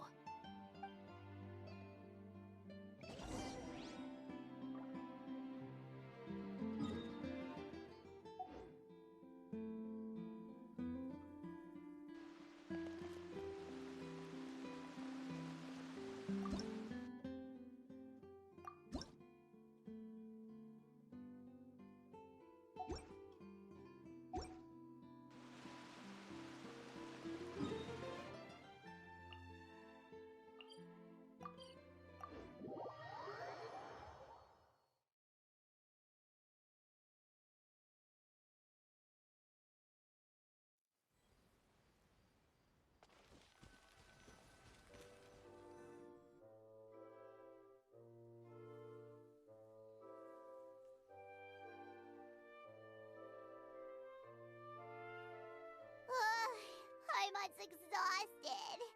Paimon definitely didn't expect having to float this far after a full day of filming. So, Chevres, why did you take us here? Affirmative. It wasn't anything conclusive, but it should show us a clear way forward. Have you ever heard of someone by the name of Emily? Oh, you mean that famous perfumer? She's a good friend of mine. She's lent me her aid several times in the past to resolve some difficult cases. After I discovered the rainbow rose at the scene of the murder, I sent it to her. After all, she's probably the foremost expert on flowers and scents in all of Fontaine. And then? There was nothing remarkable about the flower or the trace amounts of soil left on it. But according to Emily, the rainbow rose left by the killer was derived from a very rare cultivar. Huh. Paimon didn't know that there were different varieties of rainbow rose. Paimon just thought they grew everywhere in the wild. Flowers that are deliberately cultivated will always show some different features from those that bloom in the wild. We already knew that the rose left at the scene belonged to a special cultivar, but with Emily's expertise, we were able to pinpoint the place where it was first picked from. Oh, Paimon gets it now. So whoever first planted that rainbow rose was probably the killer. Precisely. And after we checked what we learned against some sales records from the past, we discovered that there's only one person in all of Fontaine who could grow and sell this specific cultivar. Really? And who is it? It's the novelist. But didn't you say he had an alibi?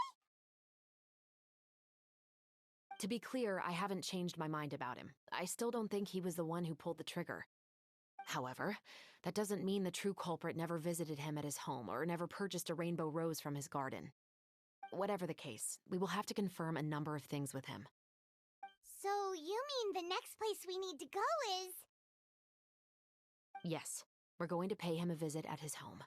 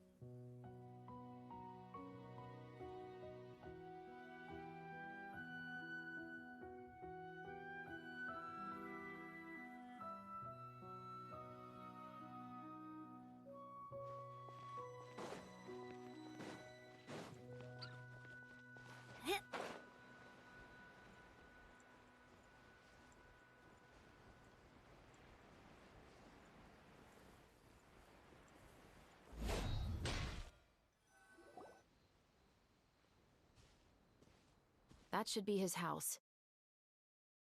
There are so many Gardamex stationed around the place.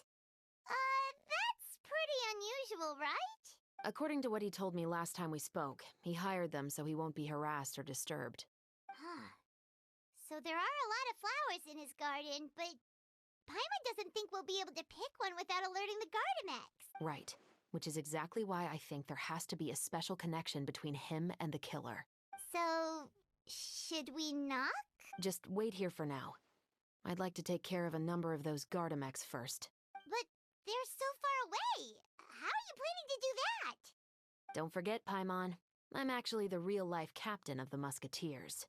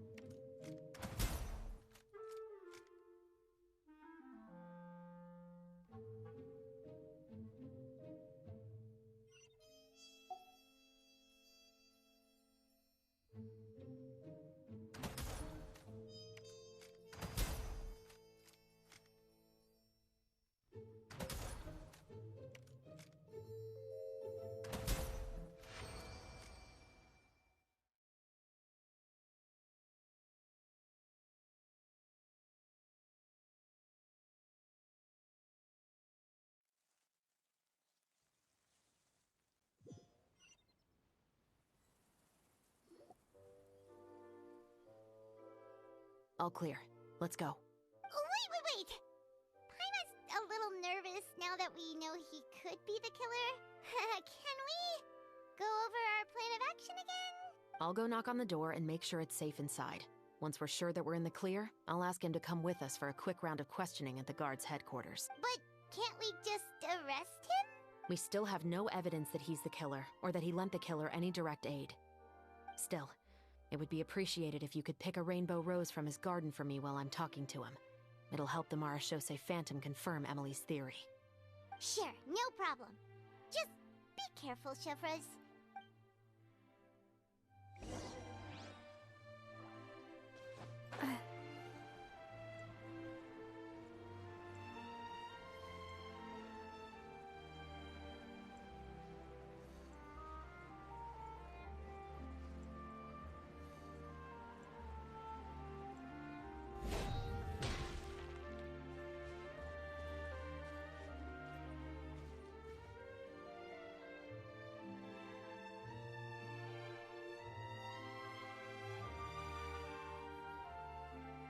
Excuse me, Mr. Baptiste, are you home?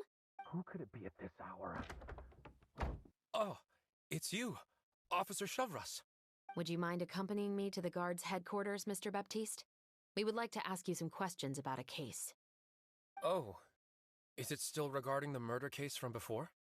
I cannot confirm or deny that at this time. So it is then. Listen, I need you to come with me, Mr. Baptiste. Miss Chevros, I'll save you the trouble. Oh, and you two over there? There's no need for you to pick my flowers either. It's not time for them to bloom yet. Oh! Okay.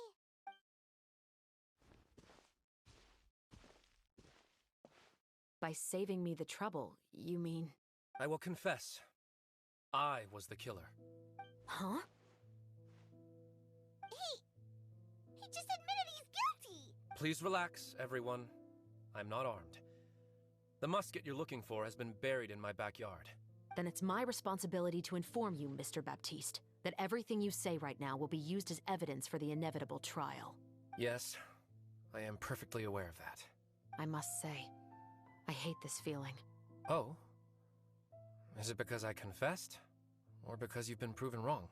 Both, I suppose. For the same reason as the one I wrote out in my novel, of course. I did it to exact revenge. I know you haven't figured out the link between the two of us. Had you done so, I'd have been taken away to the headquarters a long time ago. But that won't stop me from always remembering his grotesque face. After all, he was the one who killed my mother. Your mother is still healthy and well. You know, I was adopted as a child. I was referring to my birth mother. That was never recorded in the orphanage's records. Please forgive a 6-year-old child for concocting some lies to protect himself after watching his mother die right in front of him. So, your novel, it was like a record of your life? No, of course not. It was a work of fiction with many embellished parts. But I am indeed the illegitimate son of a wealthy and influential man who abused his power to murder my mother. That part was 100% real. But the man you killed didn't have a Mora to his name. He was a hired assassin, an irredeemable beast who sank his fangs into a defenseless woman just for a few bags of Mora. But if that's really the truth, you wouldn't be telling us any of this now. You still haven't managed to take revenge against your father, the true mastermind behind it all. I never thought I'd hear that kind of thing from the captain of the Special Security and Surveillance Patrol. I'm simply skeptical about your motives. It's simple, really.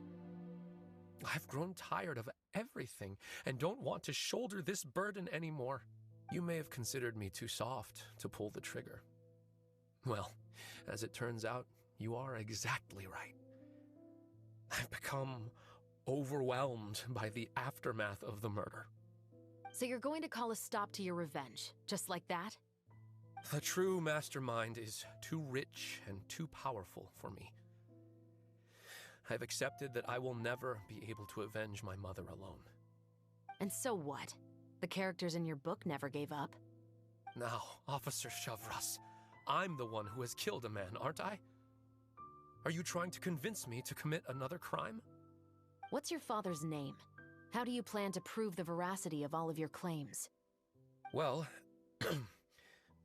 I'd like to speak with you privately. Sure. Why don't we speak privately at the guard's headquarters? No, it has to be here. I must ensure that we won't be overheard. Fine. Let's talk here. When I said won't be overheard, I meant by anyone. I would like to speak with you and you alone.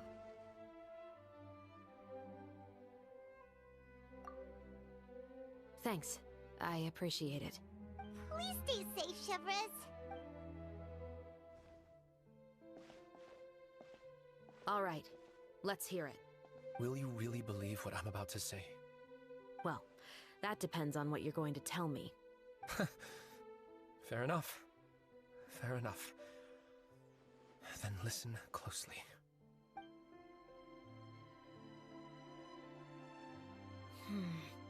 So that's how it's all connected. So, it seems you believe me after all. Do you want me to go public with this? No, of course not. At least, not right now. Then why did you bother telling me? You've read my work. What do you think? Even if you were to go public with all of this right now, he'd simply deny everything. It's been too long. Almost 20 years. Anything that could be used as evidence has long faded away. Even if there might have been a solitary island of truth once upon a time, it has long sunk beneath the waves by now. Justice will never find him. Not if you don't try. I know that as the captain of the Special Security and Surveillance Patrol, you will always stand on the side of justice. But do you really think a cushy life in prison really constitutes justice for him? I bet he could lead an extremely comfortable life in the fortress of Meripede. What are you trying to say? I've been observing you from a distance.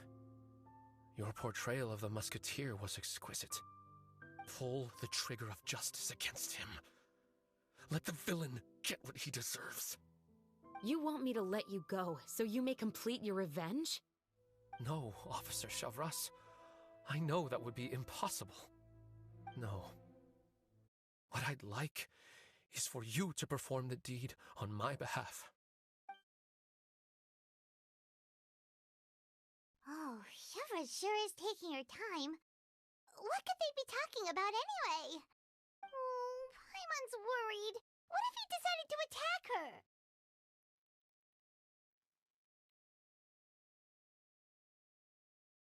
Oh, you do have a point.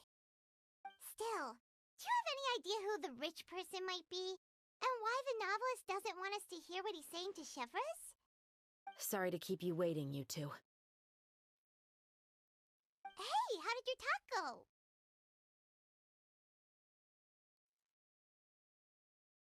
I've already sent someone to escort Baptiste back to the headquarters for questioning. He wasn't lying about the musket. It was indeed buried in his backyard. But what about the name? Did he tell you the name of the rich guy? Yes, he did. But for now, I have to return to the Special Patrol. There are still a few loose ends I need to tie up. I'll probably be quite busy over the next few days, so apologies if you don't see me on set. All right, Paimon understands if you can't tell us everything you know.